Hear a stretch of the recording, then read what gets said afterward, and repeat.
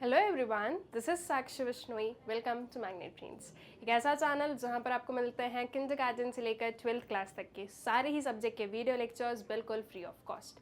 Magnet brains आप लोगों को आपकी स्कूल एजुकेशन के अलावा आपके कॉम्पिटिटिव्स के लिए भी रेडी करवाता है, वो भी एकदम फ्री ऑफ कॉस्ट। जैसे कि हम लोग अपनी प्रिपरेशन कर रहे हैं फॉर द एग्जाम CUET।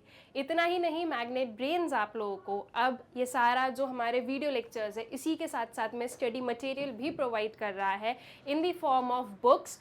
और आप इन सारी जो बुक्स हैं, मैग्नेट ब्रेन्स की जो बुक्स हैं, अगर आप लोग इन्हें एक्सेस करना चाहते हैं तो आपको एक बहुत ही सिंपल प्रोसेस करना है। दैट इज़, इस वीडियो के डिस्क्रिप्शन में जाइए, आपको एक लिंक मिलेगी, वहाँ पर जाकर आपको एक फॉर्म फिल करना है। उस फॉर्म में आप अपनी डिटेल्स डालिएगा एंड देन उसके बाद में हमारी जो टीम है वो वापस आपसे जो है कनेक्ट करेगी।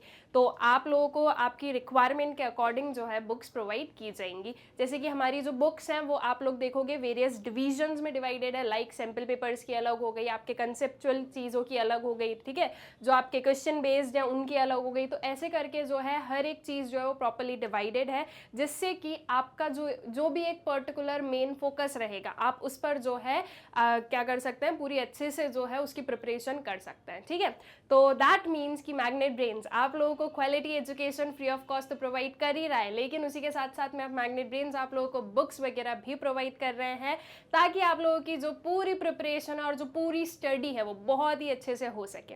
इसी अच्छी बात के साथ में स्टूडेंट स्टार्ट करते हैं अपने इस पर्टिकुलर लेक्चर को, जिसमें कि हम लोग देखेंगे हमारा जो एग्जाम है CUET, that is common university entrance test. इसका जो डोमेन स्पेसिफिक सब्जेक्ट है इकोनॉमिक्स और we can say business economics. इसमें हमारा जो यूनिट है कंज्यूमर बिहेवियर एंड डिमांड, इसके प्रैक्टिस क्वेश्चंस को हम लोग सॉल्व करने वाले हैं। कंज्यूमर बिहेवियर एंड डिमांड का जो कंसेप्चुअल वीडियो है वो हम लोगों ने ऑलरेडी कंप्लीट कर लिया है। आई होप सो कि आप लोगों ने जो है उस वीडियो को देख लिया और अपने जो कंसेप्ट्स हैं वो क्लियर कर लिए हैं। अब इस पर्टिकुलर लेक्चर में या इस पर्टिकुलर वीडियो में हम लोग जो है कुछ क्वेश्चन सॉल्व करेंगे, जिसकी हेल्प से आप लोगों की जो प्रिपरेशन है वो ज़्यादा अच्छे से हो सकेगी। ठीक है, नाउ स्टूडेंट्स वी नो कि जो हमारा CUET है ये ऑब्जेक्टिव बेस्ड है, राइट। हमें MCQs में जो है क्वेश्चंस पूछे जाएंगे, सो अकॉर्डिंगली हम लोग भी जो है MCQs को ही सॉल्व करने वाले हैं। इसके पहले हम लोग हमारा जो लास्ट वाला यूनिट था, मतलब कि यूनिट 1 जो हमारा था इंट्रोडक्शन टू माइक्रो इकोनॉमिक्स, उसके जो प्रैक्टिस क्वेश्चंस वगैरह हम लोगों ने सॉल्व कर लिए। आई होप सो वो वीडियो भी आप लोगों ने देख लिया है। अगर कुछ भी आपका छूट रहा है या कुछ भी आपने नहीं देखा है ना, तो आप हमारी जो प्लेलिस्ट है उससे जाकर देख लो, या फिर जो वेबसाइट है www.magnetbrains.com, वहाँ पर जाकर भी जो है आप इन चीज़ों को एक्सेस कर सकते हैं, जिससे कि आपको जो है सारी चीज़ें एक सिस्टमैटिक मैनर में और एक सही एक जगह पर जो है सब कुछ मिल जाएगा। ठीक है, अब स्टार्ट करते हैं प्रैक्टिस क्वेश्चंस के साथ में। इस पूरे यूनिट से related, consumer behaviour and demand से रिलेटेड, जो कि आपके सिलेबस का पार्ट है, उसमें जो भी चीज़ें हैं उन्हें हम लोग यहाँ पर देखने वाले हैं।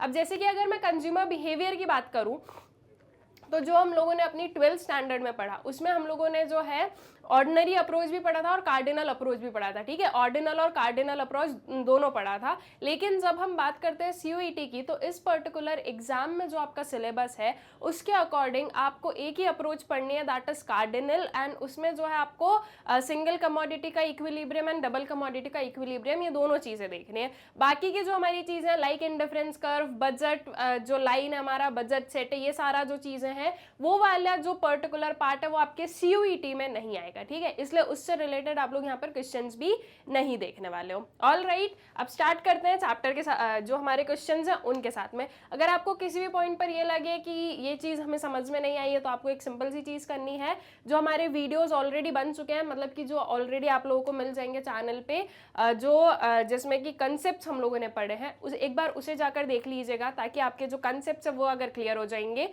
तो आगे के जो क्वेश्चन है वो भी आप लोगों को क्लियरली समझ में आ जाएंगे। ठीक है, क्वेश्चन पर आते हैं।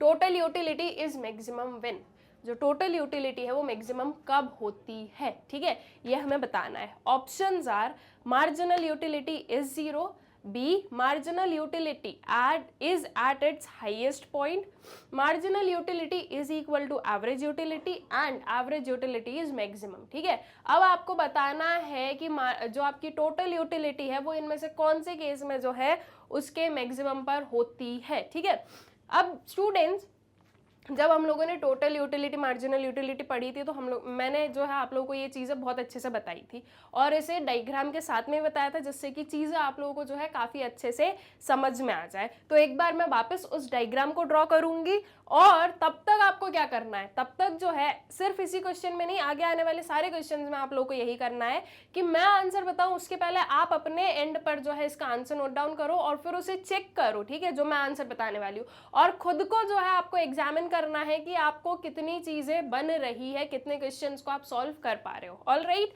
अब आते हैं इसके जो है ग्राफ पर आते हैं। ग्राफ से चीजें हम लोग ज्यादा बेटरली समझ पाते हैं जब कोई एक डायग्रामेटिक प्रेजेंटेशन होता है। तो अब देखो, TU इज मैक्सिमम, मतलब कि इस पॉइंट पर मैक्सिमम होगा, ठीक है। इस पॉइंट पर जब TU मैक्सिमम होता है तो हमारा MU का कर्व कैसा बनता है, MU का कर्व कुछ ऐसा बनता है, जो कि हमें ये बताता है कि जब TU उसके मैक्सिमम पर है तो MU कहाँ पे होने वाला है, MU जो है वो 0 पे होने वाला है, राइट। जब TU मैक्सिमम पर होता है तो MU क्या होता है, 0 पर होता है। So that means total utility is maximum when marginal utility is 0, ठीक है। अगर बी वाला ऑप्शन देखें, that is marginal utility is at its highest point, तो मार्जिनल यूटिलिटी उसके हाईएस्ट पॉइंट पर कुछ यहाँ पर है, लेकिन अगर हम लोग यहाँ पर देखें तो आपका TU मैक्सिमम पर नहीं है, TU मैक्सिमम इस पॉइंट पर है, ठीक है।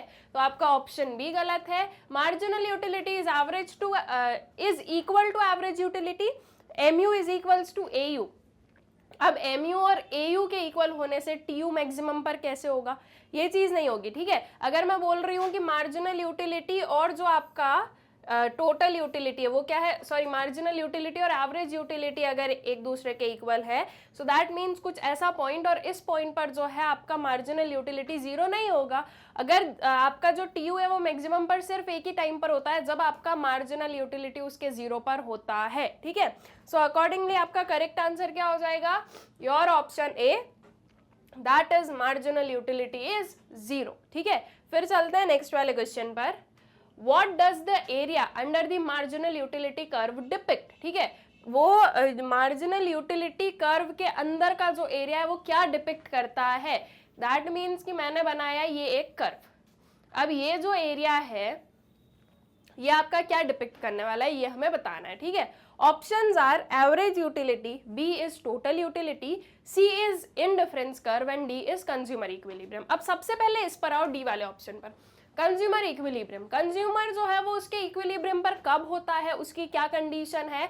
अगर सिंगल कमोडिटी की बात करें तो जब MUX is equals to PX होता है तो आपका जो कंज्यूमर है वो इक्विलिब्रियम पर होगा। अगर डबल कमोडिटी की बात करें तो MUX by PX is equals to MUY divided by PY, ठीक है। ये वाली कंडीशन अगर फुलफिल होगी तो जब कंज्यूमर दो कमोडिटीज को जो है कंज्यूम कर रहा है तो उस टाइम पर वो इक्विलिब्रियम पर होगा। अब अगर मैं दोनों में ही बात करूं तो ये जो है आपकी मार्जिनल यूटिलिटी और प्राइस के बीच का रिलेशनशिप है, इसके अंदर का एरिया जो है वो इस चीज को नहीं शो कर सकता है, ठीक है। तो कंज्यूमर इक्विलिब्रियम जो है वो आपका करेक्ट आंसर नहीं होगा। फिर आते हैं इंडिफरेंस कर्व पर। अब इंडिफरेंस कर्व जिन्होंने जो है अपनी 12th में इकोनॉमिक्स पढ़ा है उन्हें पता है कि इंडिफरेंस कर्व हम कुछ ऐसा बनाते हैं, ठीक है। This is your IC curve. अब इंडिफरेंस कर्व ये है, मार्जिनल यूटिलिटी कर्व ये है, क्या दोनों में कहीं से कुछ कनेक्शन है, नहीं है, ठीक है। ऑल्सो मार्जिनल यूटिलिटी जो है वो एक कार्डिनल अप्रोच में हम लोग देखते हैं, और जो इंडिफरेंस कर्व है स्टूडेंट्स आपका वो हम लोग ऑर्डिनल अप्रोच में देखते हैं। तो ये जो कार्डिनल वाली चीज है वो ऑर्डिनल वाली चीज को तो जो है रिप्रेजेंट नहीं कर सकती है। सो दैट मीन्स कि आपका ये वाला जो है इंडिफरेंस कर्व ये भी क्या होगा, ये भी आपका रॉन्ग आंसर है। Then comes to option A and B, that is total utility and average utility. अब इन दोनों का आप फाइंड आउट कैसे करते हो स्टूडेंट्स, ठीक है। अगर एवरेज यूटिलिटी की मैं बात करूं तो एवरेज यूटिलिटी को हम निकालते हैं total utility divided by per unit जो आपका क्वांटिटी रहेगी, ठीक है, या वी शुड से कि पर यूनिट जो यूटिलिटी रहेगी, ठीक है। सो TU डिवाइडेड बाय QU हम लिख सकते हैं। अब ये जो एवरेज यूटिलिटी है इसका कोई डायरेक्ट कनेक्शन है MU के साथ में, एवरेज यूटिलिटी का कोई डायरेक्ट कनेक्शन है मार्जिनल यूटिलिटी के साथ में नहीं होता है, राइट। इन दोनों के बीच के जो एक लिंक होती है that is the total utility, है ना। अगर टोटल यूटिलिटी है तो वही जो है एवरेज यूटिलिटी और मार्जिनल यूटिलिटी के बीच में एक लिंक बना सकती है, बाकी इन दोनों के बीच में कोई डायरेक्ट कनेक्शन नहीं होता है। तो अगर मैं इसको थोड़ा सा और जो है हमारा ब्रॉड वे में अगर हम इसे लिखें तो TU जो है उसे MU के बेसिस पर हम कैसे लिखते हैं, summation of MU divided by Q, इस वे से आपकी एवरेज यूटिलिटी निकलेगी। तो इससे हमें समझ में आया कि जो एरिया अंडर MU है वो सफिशिएंट नहीं है एवरेज यूटिलिटी के लिए, राइट। ये अगर एरिया अंडर MU की बात करूं तो वो समीशन ऑफ MU हो जाएगा ना। एरिया अंडर MU क्या बोल रहा है कि पूरा जो MU है उसको आप क्या कर दो, कंपाइल कर दो, उसको आप प्लस कर दो। तो वो चीज हमें क्या, वो जो आपका समीशन ऑफ MU है ये हमें क्या शो करता है, ये हमें शो करता है टोटल यूटिलिटी, राइट। तो अगर मैं ये बोलूं कि जो मार्जिनल यूटिलिटी के अंदर का जो एरिया है ये आपका क्या डिपिक्ट कर रहा है, तो आप क्या बोलोगे, that is depicting total utility, because we know total utility is equals to क्या होता है, समीशन ऑफ MU, ठीक है। तो ये जो समीशन ऑफ MU है, ये जो पूरा अगर आप इसको ऐड कर दोगे तो आपको क्या मिल जाएगा, आपको टोटल यूटिलिटी मिल जाएगी, ठीक है। सो दैट मीन्स आपका करेक्ट ऑप्शन क्या हो जाएगा, your option B, that is total utility. Next वाले क्वेश्चन पर आते हैं। The consumer is in equilibrium when the following condition is satisfied. अब अभी मैंने आपको एक कंडीशन बता दी थी इसके पहले वाली जो है हमारे क्वेश्चन में, तो ये चीज तो बहुत ही इजी रहेगी आप लोगों के लिए। देख लेते हैं क्या दिया हुआ है। ऑप्शंस आर, ए है आपका MUX divided by MUY is more than PX divided by PY। B option है MUX divided by MUY is less than PX divided by PY, ठीक है। सी ऑप्शन है MUX divided by MUY is equals to PX divided by PY and D option is none of these. अब अभी मैंने आपको क्या condition बताई थी, MUX by PX is equals to MUY divided by PY होना चाहिए। क्या ऐसा कोई आपको यहाँ पर दिख रहा है, आपका जो ऑप्शन है, क्या आपको ऐसा कोई ऑप्शन दिख रहा है वहां पर? बिल्कुल दिख रहा है। कौन सा वाला दिख रहा है, जो आपका सी ऑप्शन है। इफ मैं इसकी थोड़ी सी प्लेसेस चेंज कर दूं, ये PX को यहाँ पर लिख दूं और MUY को यहाँ पर लिख दूं तो वो बन जाएगा और इसमें कुछ भी गलत नहीं है, right. So MUX divided by MUY is equals to PX divided by PY। ये पर्टिकुलर कंडीशन जो है ये होती है हमारी इक्विलिब्रियम की कंडीशन। तो आपका करेक्ट आंसर क्या हो जाएगा, योर ऑप्शन C, ठीक है। आई गेस बहुत ही अच्छे से क्लियर होगा ये क्वेश्चन। नेक्स्ट पर आ जाओ। The second glass of lemonade gives lesser satisfaction to the thirsty boy. This is a clear case of, जो सेकेंड ग्लास ऑफ लेमोनेड है वो एक जो थर्स्टी बॉय है, जो प्यासा लड़का है, उसे कम सेटिस्फैक्शन देती है। फर्स्ट ग्लास से जो सेकेंड ग्लास है वो कम सेटिस्फैक्शन दे रही है। ये जो केस है ये किस चीज को रिप्रेजेंट कर रहा है या किसका एग्जाम्पल है?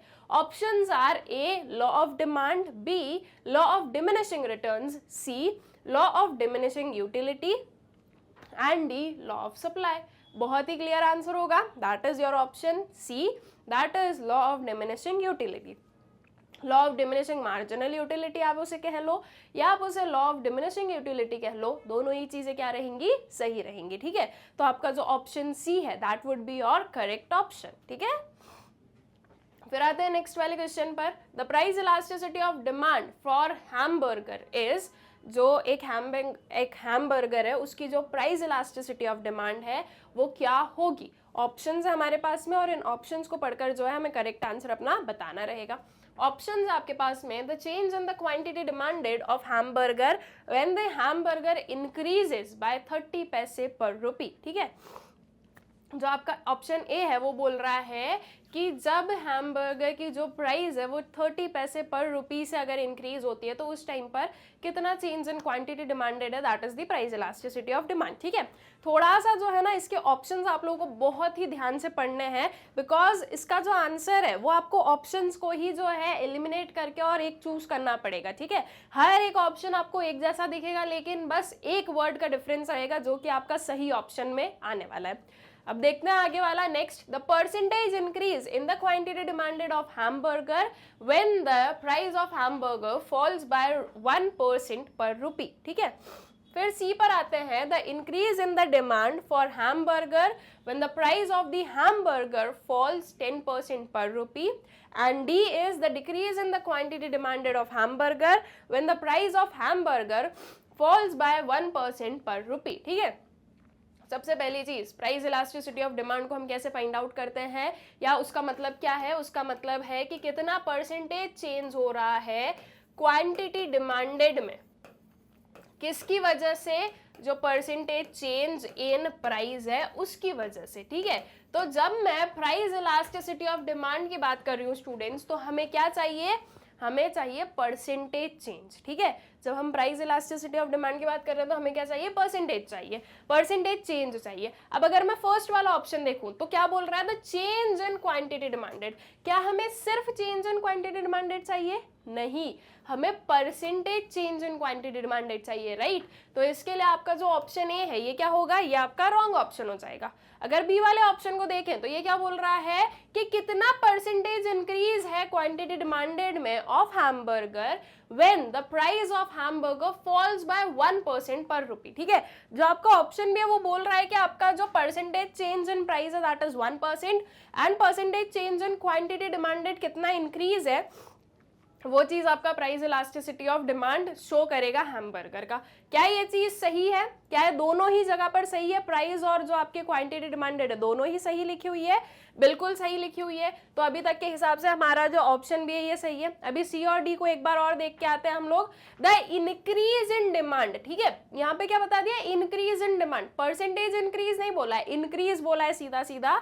तो ये यहाँ से क्या हो जाता है? कैंसिल हो जाता है। रुपी में तो आपका 10% बोला है, लेकिन जो डिमांड है वो इंक्रीज बोल रहा है सीधा, ठीक है, उसमें परसेंटेज इंक्रीज नहीं बोला गया है। फिर अगर डी वाला देखें तो the decrease in the quantity demanded of hamburger when the price of hamburger falls by 1%, इसमें भी जो है आपकी डिमांड में डिक्रीज बोला गया है, परसेंटेज डिक्रीज नहीं बोला गया है, इसलिए ये ऑप्शन भी क्या हो जाएगा? आपका रॉन्ग हो जाएगा।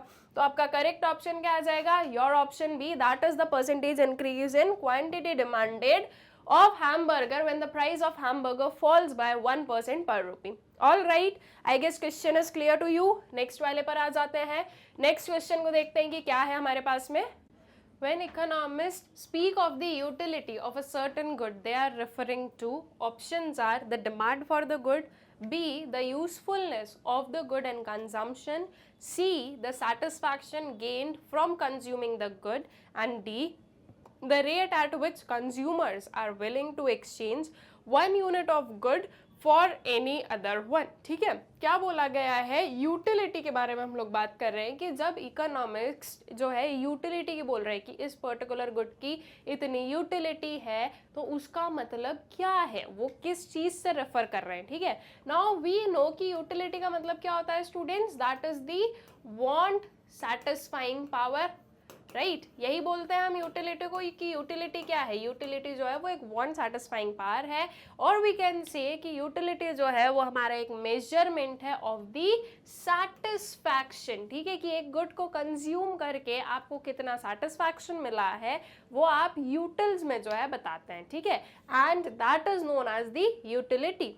तो इसमें से ये जो चार ऑप्शंस हमारे पास में है, according to the meaning of the utility, कौन सा ऑप्शन सही होने वाला है? The demand for the good बिल्कुल नहीं होगा। Demand and satisfaction is the other thing, ठीक है, मतलब डिफरेंट थिंग। जरूरी नहीं है कि हम जो सारी चीजों को डिमांड कर रहे हैं वो हमें सैटिस्फैक्शन प्रोवाइड करे, ठीक है। बी है the usefulness of the good and consumption, not necessary. ऐसे गुड्स भी होते हैं जो कि कंजम्पशन में कोई यूजफुल नहीं है, but they give us what? They give us satisfaction, ठीक है। जैसे कि एक सिंपल से एग्जांपल ले लो, टोबैकोज, वो जो है वो कंजम्पशन के लिए गुड नहीं है, वो यूजफुल नहीं है, बट येट फॉर दोज जो कि एडिक्ट हो चुके हैं उनसे, उनके लिए जो है वो एक सेटिस्फाइंग चीज है, उन्हें उससे सेटिस्फैक्शन मिलता है, ठीक है। So accordingly that is what? Utility, ठीक है। तो जरूरी नहीं है कि हर एक जो गुड है वो आपका कंजम्पशन में यूजफुल रहे, ठीक है। यूटिलिटी ये नहीं बोलती कि हर गुड जो है वो आपका कंजम्पशन में यूजफुल रहेगा या वो गुड है कंजम्पशन के लिए, ठीक है। The satisfaction gained from the consuming the good, क्या ये चीज सही होगी? यस बिल्कुल, यूटिलिटी जो है वो इसी चीज को मेजर करती है। और डी क्या है? The rate at which consumers are willing to exchange one unit of good for the another, this is termed as MRS, जो कि आपके CUET का सिलेबस में नहीं है।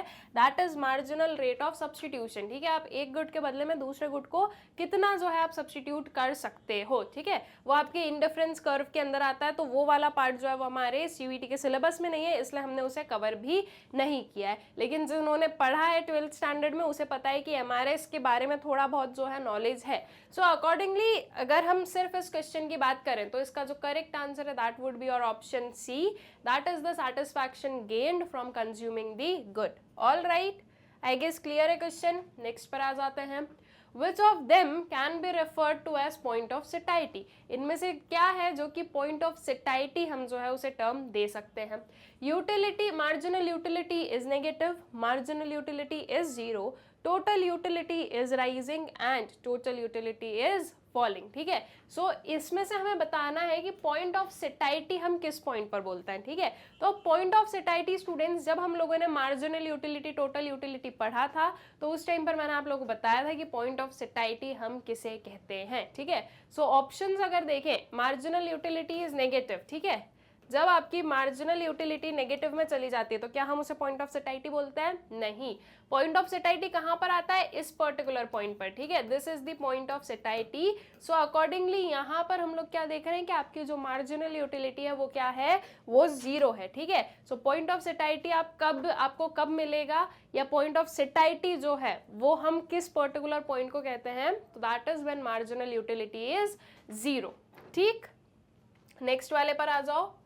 Contraction of demand is the result of, जो कॉन्ट्रैक्शन ऑफ डिमांड है वो किसका रिजल्ट है?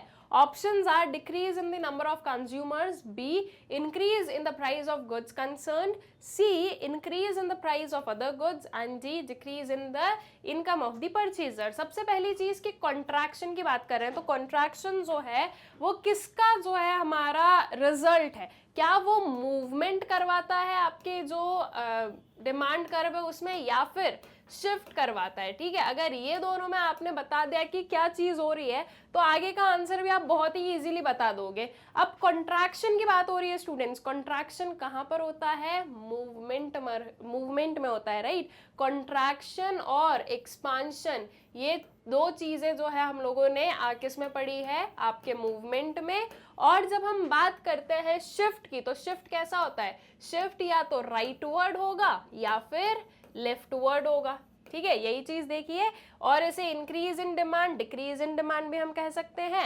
एंड जो आपका मूवमेंट है वो increase in quantity demanded and decrease in quantity demanded के नाम से हम लोग बोलते हैं। सो अब आती है बात किसकी? कॉन्ट्रैक्शन ऑफ डिमांड की। कॉन्ट्रैक्शन ऑफ डिमांड मतलब कि मूवमेंट हो रहा है डिमांड कर्व में। मूवमेंट किस वजह से होता है? देखो, मूवमेंट होता है along the same demand curve. ठीक है, ये हमारा डिमांड कर्व है, इसी में मूवमेंट होगा अपवर्ड या फिर डाउनवर्ड वाला। ठीक है, तो ये जो सेम डिमांड कर्व में अगर आप मूव कर रहे हो तो उसके पीछे का रीजन क्या हो सकता है? उसके पीछे का रीजन होगा price of the own commodity. ठीक है, जिस भी पर्टिकुलर कमोडिटी की हम बात कर रहे हैं उसी की प्राइस में चेंज है, इसकी वजह से जो है कॉन्ट्रैक्शन या एक्सपांशन हो रहा है, शिफ्ट नहीं है। ठीक है, तो इस चीज को हम लोग यहाँ से हटा देते हैं। अब कॉन्ट्रैक्शन मतलब कि डिमांड क्या हो रही है? कॉन्ट्रैक्ट हो रही है, कम हो रही है। तो डिमांड को अगर मैं प्राइस से देखूं तो कब कम होगी? जब प्राइस इंक्रीज होगा, बिकॉज वी नो कि डिमांड और प्राइस जो है उनमें इनवर्स रिलेशनशिप होता है। ठीक है, तो प्राइस क्या होना चाहिए? इंक्रीज होना चाहिए if we are talking about the contraction. ठीक है, अब देखते हैं ऑप्शंस को। सबसे फर्स्ट वाला है decrease in the number of consumers. देखो, इसकी वजह से जो है डिमांड जो है वो कम होगी, लेकिन वो कॉन्ट्रैक्ट नहीं होगी, उसमें हम डिक्रीज देखेंगे। ठीक है, दैट इज इसमें जो है हम लोग लेफ्टवर्ड शिफ्ट देखेंगे। यहाँ पर क्या होगा? यहाँ पर शिफ्ट होने वाला है। Increase in price of good concerned. ठीक है, ये जो भी पर्टिकुलर गुड है उसी के प्राइस में जो है इंक्रीज हुआ, इसकी वजह से कॉन्ट्रैक्शन हुई डिमांड में। क्या ये चीज सही है? बिल्कुल सही है। जब हम कॉन्ट्रैक्शन दैट इज मूवमेंट की बात कर रहे हैं तो जो गुड है उसके खुद के प्राइसेस में चेंजेस होंगे। ठीक है, C is increase in the price of other goods. ठीक है, और किसी अदर गुड्स जो है दैट कैन बी और कॉम्प्लीमेंट्री और सब्स्टिट्यूट गुड्स, उनका जो प्राइस है वो इंक्रीज हुआ, इसलिए डिमांड में कॉन्ट्रैक्शन हुआ। क्या ये बात सही है? बिल्कुल नहीं। उनकी वजह से डिमांड जो है वो इंक्रीज डिक्रीज होगी, डिमांड में कॉन्ट्रैक्शन एक्सपांशन नहीं होगा। Decrease in income of the purchaser, ये भी कौन सा हमारा पार्ट हो जाएगा? शिफ्ट वाला पार्ट हो जाएगा। ठीक है, सो आपका करेक्ट ऑप्शन वुड बी और ऑप्शन बी। ठीक, आते हैं नेक्स्ट पर, which of the following pairs of the goods is an example of substitutes. इनमें से हमें बताना है कि इनमें से कौन सा पेयर है जो कि आपका एग्जाम्पल है किसका, सब्स्टिट्यूट्स का। ठीक है, options are tea and sugar, B है आपका tea and coffee, C is pen and ink and D shirt and trousers. ठीक है, आपको क्या बताना है स्टूडेंट, सब्स्टिट्यूट्स बताना है। सब्स्टिट्यूट्स क्या होते हैं कि एक की जगह पर आप दूसरे को यूज कर रहे हो, उन्हें हम सब्स्टिट्यूट्स कहते हैं। तो टी और शुगर, क्या हमें इन दोनों को जो है अलग, मतलब कि एक की जगह पे दूसरे को यूज कर सकते हैं? नहीं, ये तो साथ में यूज किए जाते हैं, right. So these are what, these are complementary goods, right. फिर आता है टी एंड कॉफी। क्या टी एंड कॉफी एक दूसरे की जगह पर यूज कर सकते हैं हम? अगर टी नहीं मिले तो हम कॉफी जो है कंज्यूम कर लें, और कॉफी नहीं मिले तो टी कंज्यूम कर ले। क्या दिस इज पॉसिबल? यस, ये बिल्कुल पॉसिबल है। तो ये किसका एग्जाम्पल है? आपके सब्स्टिट्यूट्स का है। पेन और इंक ये भी साथ में यूज किए जाते हैं, और शर्ट और ट्राउजर जो है वो भी साथ में यूज किया जाता है। ठीक है, सो सब्स्टिट्यूट्स का एग्जाम्पल वुड बी और option B, that is tea and coffee. ठीक, आते हैं नेक्स्ट पर, demand for a commodity refers to. किसी भी कमोडिटी की जो डिमांड है वो क्या होती है?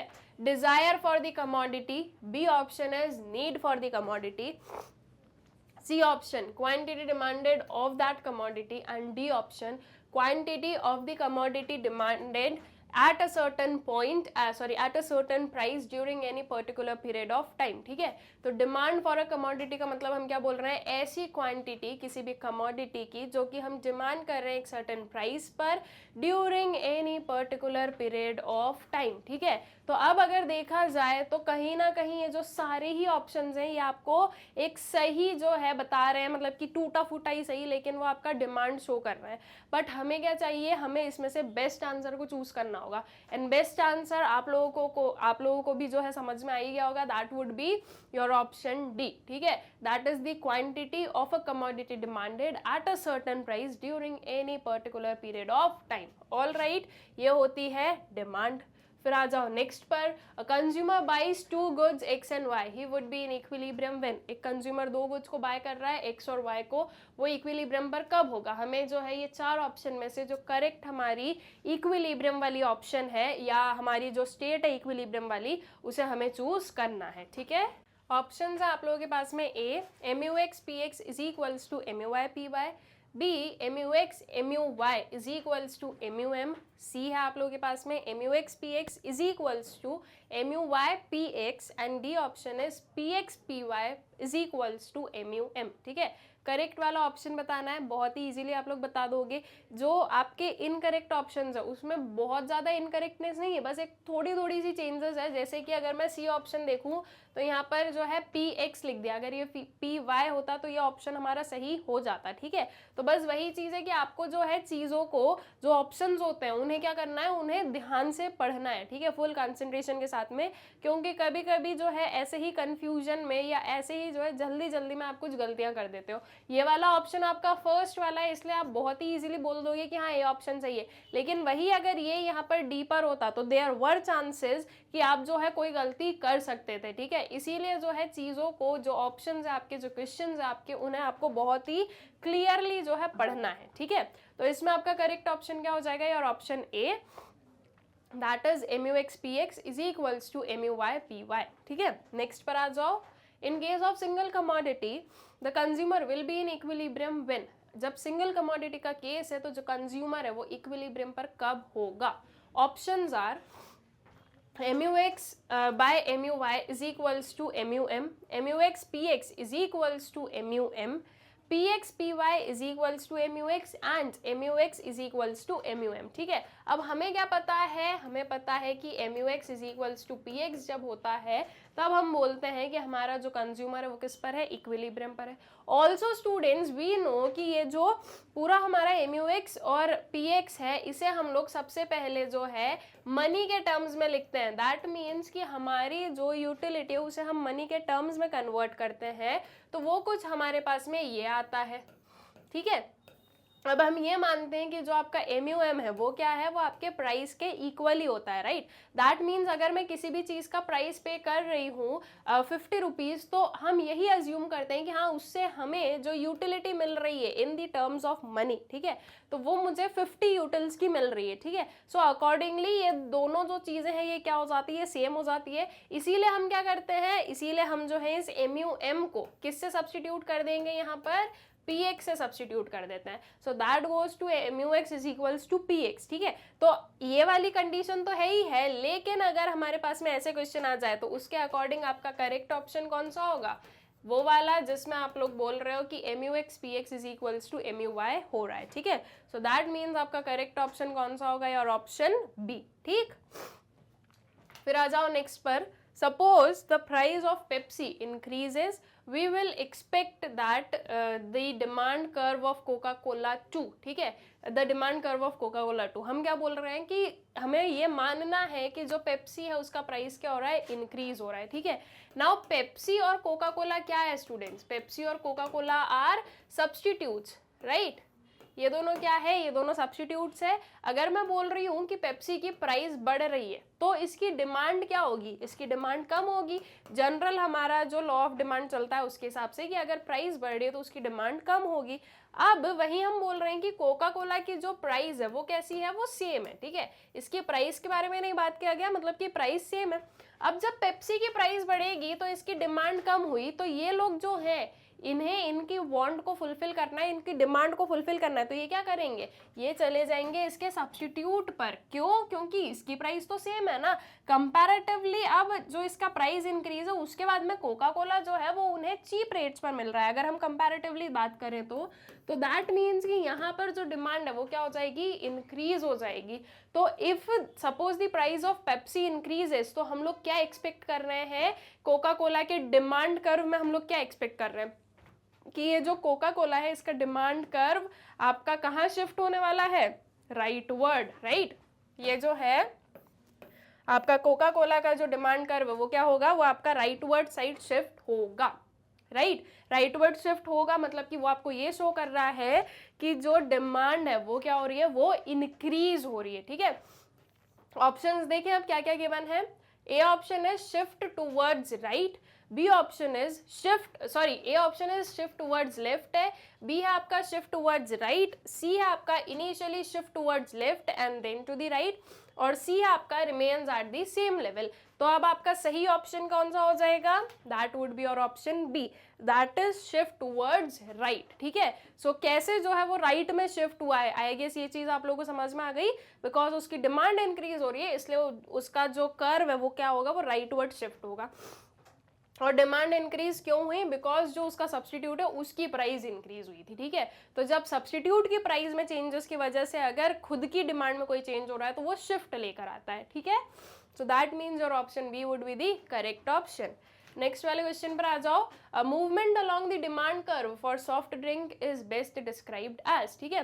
जो सॉफ्ट ड्रिंक्स का डिमांड कर्व है इसमें जो मूवमेंट होगा वो बेस्ट किस में डिस्क्राइब किया गया है, options are an increase in demand, option B है आपका a decrease in demand, सी है आपका change in quantity demanded, और डी है आपका change in demand, ठीक है। अब देखो बहुत ही सिंपल क्वेश्चन है, क्या बोला गया है स्टूडेंट्स, यहाँ पर बोला गया है मूवमेंट के बारे में। जब हम मूवमेंट की बात करते हैं तो मूवमेंट में जब चेंज आता है तो उसे हम क्या बोलते हैं, इंक्रीज या फिर decrease in quantity demanded, right.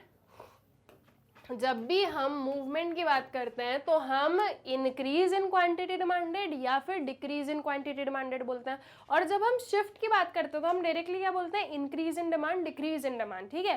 तो अगर मैं यहाँ से ऑप्शंस देखूं तो आपका ए, बी और सी ये क्या बता रहा है आपको, ये आपको शिफ्ट शो कर रहा है, that is increase in demand, decrease in demand, change in demand. लेकिन जो आपका ऑप्शन सी है, ठीक है, ऑप्शन ए, बी और डी जो है वो आपको शिफ्ट शो कर रहा है, ऑप्शन सी जो है वो क्या बोल रहा है आपको, चेंज इन क्वांटिटी डिमांडेड। तो मूवमेंट में जो है क्वांटिटी डिमांडेड में चेंज होता है, अकॉर्डिंगली हम लोग क्या बोलेंगे कि आपका जो ऑप्शन सी है that would be the correct option, ठीक है। So I guess question clear हो गया आप लोगों को। नेक्स्ट पर आ जाओ। The price of tomatoes increases and people buy tomato puree, you infer that tomato puree and tomatoes are Options are normal goods, B is complements, C is substitutes and D is inferior goods. Normal goods क्या होता है? Normal goods वो goods होते हैं जिनमें अगर income बढ़ती है तो उनकी डिमांड भी इंक्रीज होती है. इन्फीरियर गुड्स कौन से गुड्स होते हैं? इन्फीरियर गुड्स वो गुड्स होते हैं कि अगर आपकी इनकम बढ़ रही है तो आप उसकी डिमांड को कम करोगे, इनकम अगर आपकी कम हो रही है तो आपकी इसकी डिमांड को क्या करोगे? इंक्रीज करोगे. ये होते हैं आपके क्या? Inferior goods. अब अगर मैं बात करूं हमारे जो क्वेश्चन है उसकी, तो इसमें हमसे पूछा गया है कि टोमेटो प्यूरी और टोमेटोज जो हैं उनके बीच का क्या रिलेशनशिप है. तो क्या वो आपकी इनकम और डिमांड से, मतलब कि इनकम से रिलेटेड रहेगा क्या टोमेटो और टोमेटो प्यूरी के बीच का रिलेशन? नहीं ना. सो दैट मीन्स कि हम लोग बहुत ही क्लियरली सबसे पहले जो है हमारा जो ऑप्शन ए और ऑप्शन बी है इसे क्या करेंगे? इसे हम लोग जो है एलिमिनेट कर देंगे. अब बचे हमारे पास में बी और C, that is complementary and substitutes.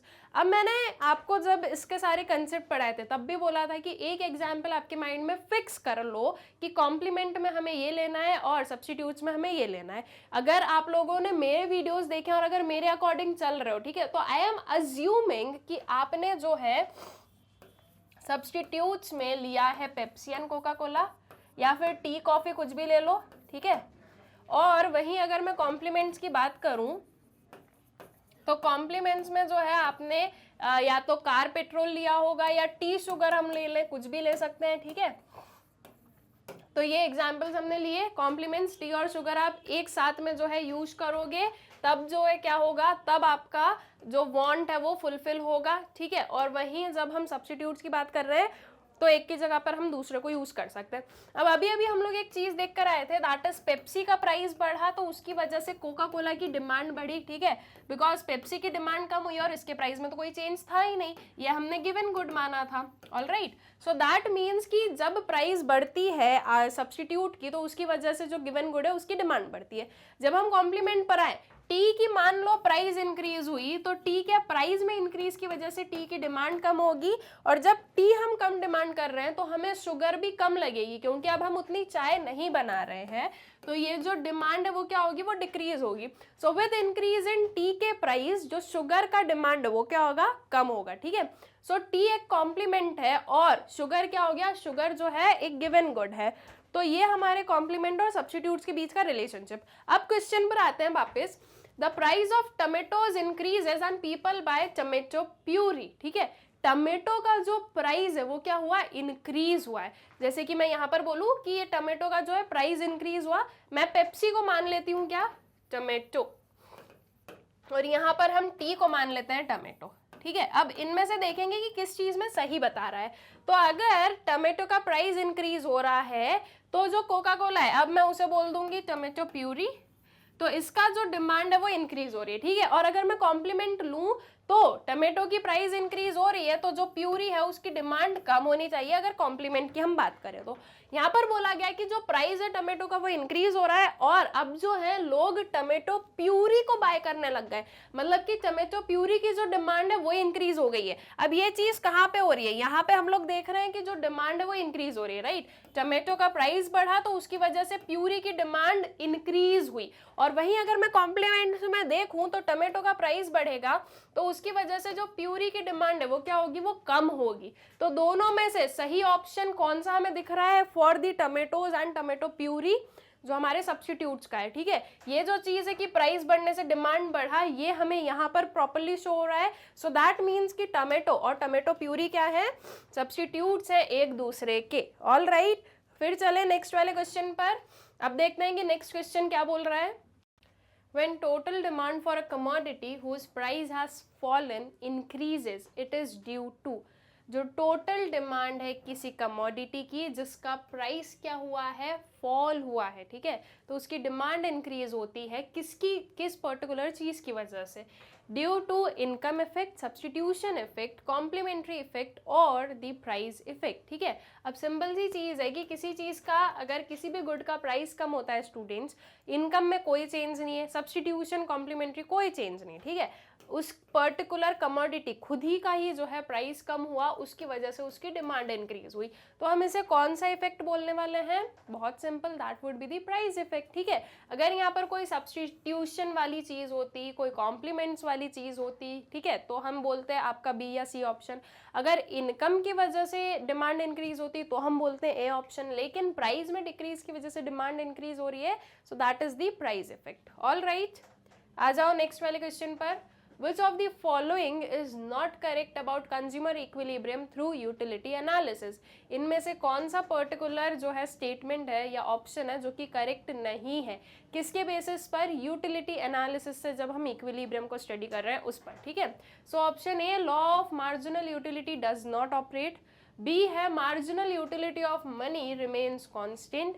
C is consumer is rational and D is none of the above. Which of the following is not correct about the equilibrium through utility analysis? ठीक है, तो इनमें से कौन सा correct नहीं होगा? Your option A, that is law of marginal utility does not operate. ऐसा नहीं होता है। जब हम इक्विलिब्रियम को स्टडी कर रहे हैं तो वहां पर हमारा अजम्पशन होता है कि जो लॉ ऑफ डीएमयू है, that is law of diminishing marginal utility है, ये ऑपरेट होता है, ठीक है। सो आपका जो इनकरेक्ट ऑप्शन है, या वी कैन से कि जो इनकरेक्ट वाली जो हमारी इनमें से पर्टिकुलर स्टेटमेंट गिवन है, दैट इज योर A1। तो आपका करेक्ट ऑप्शन क्या होगा? योर ऑप्शन ए, ठीक है। आते हैं नेक्स्ट पर। Law of demand is a quantitative statement, qualitative statement, both A and B, none of these. Law of demand क्या है, ठीक है, ये चीज भी मैंने बहुत स्पेसिफिकली आप लोगों को बताया कि लॉ ऑफ डिमांड क्या है और इलास्टिसिटी ऑफ डिमांड क्या है। तो जब हम लॉ ऑफ डिमांड की बात करते हैं, that is the qualitative statement, और जब हम क्वांटिटेटिव स्टेटमेंट की बात करते हैं तो यहाँ पर जो है हमारा कंसेप्ट आता है इलास्टिसिटी वाला, ठीक है, कि आपका जो लॉ ऑफ डिमांड है वो सिर्फ आपको बताता है कि प्राइस में चेंज की वजह से जो है डिमांड चेंज होगी, और प्राइस और डिमांड में इनवर्स रिलेशनशिप है। लेकिन आपका लॉ ऑफ डिमांड आपको कभी भी ये नहीं बताता कि कितने प्राइस में चेंज से कितना जो है डिमांड में चेंज होने वाला है, ठीक है, और वो चीज़ आपको इलास्टिसिटी ऑफ डिमांड बताती है। तो इसीलिए जो लॉ ऑफ डिमांड है वो क्या है? वो आपका क्वालिटेटिव स्टेटमेंट है, ठीक है। नेक्स्ट पर आ जाओ। If due to fall in the price of good X, demand for good Y rises, the two goods are। अगर मान लो कि X में जो प्राइस है, X गुड X का जो प्राइस है वो फॉल हो रहा है और उसकी वजह से जो डिमांड है गुड Y की वो राइज हो रही है, ठीक है।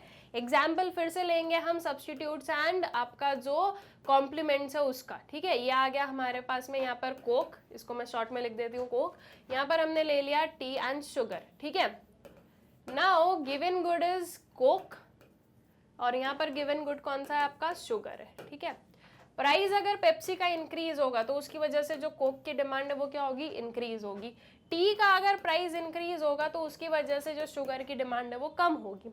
नाउ गुड एक्स लोगे आप किसको? पेप्सी को। गुड वाई लोगे आप कोक को, और इधर गुड एक्स है आपका टी और गुड वाई है क्या? शुगर, ठीक है। सो अगर मान लो due to fall in the price of good X, price को फॉल करवाना है, fall in the price of good X, the demand for good Y rises, ठीक है।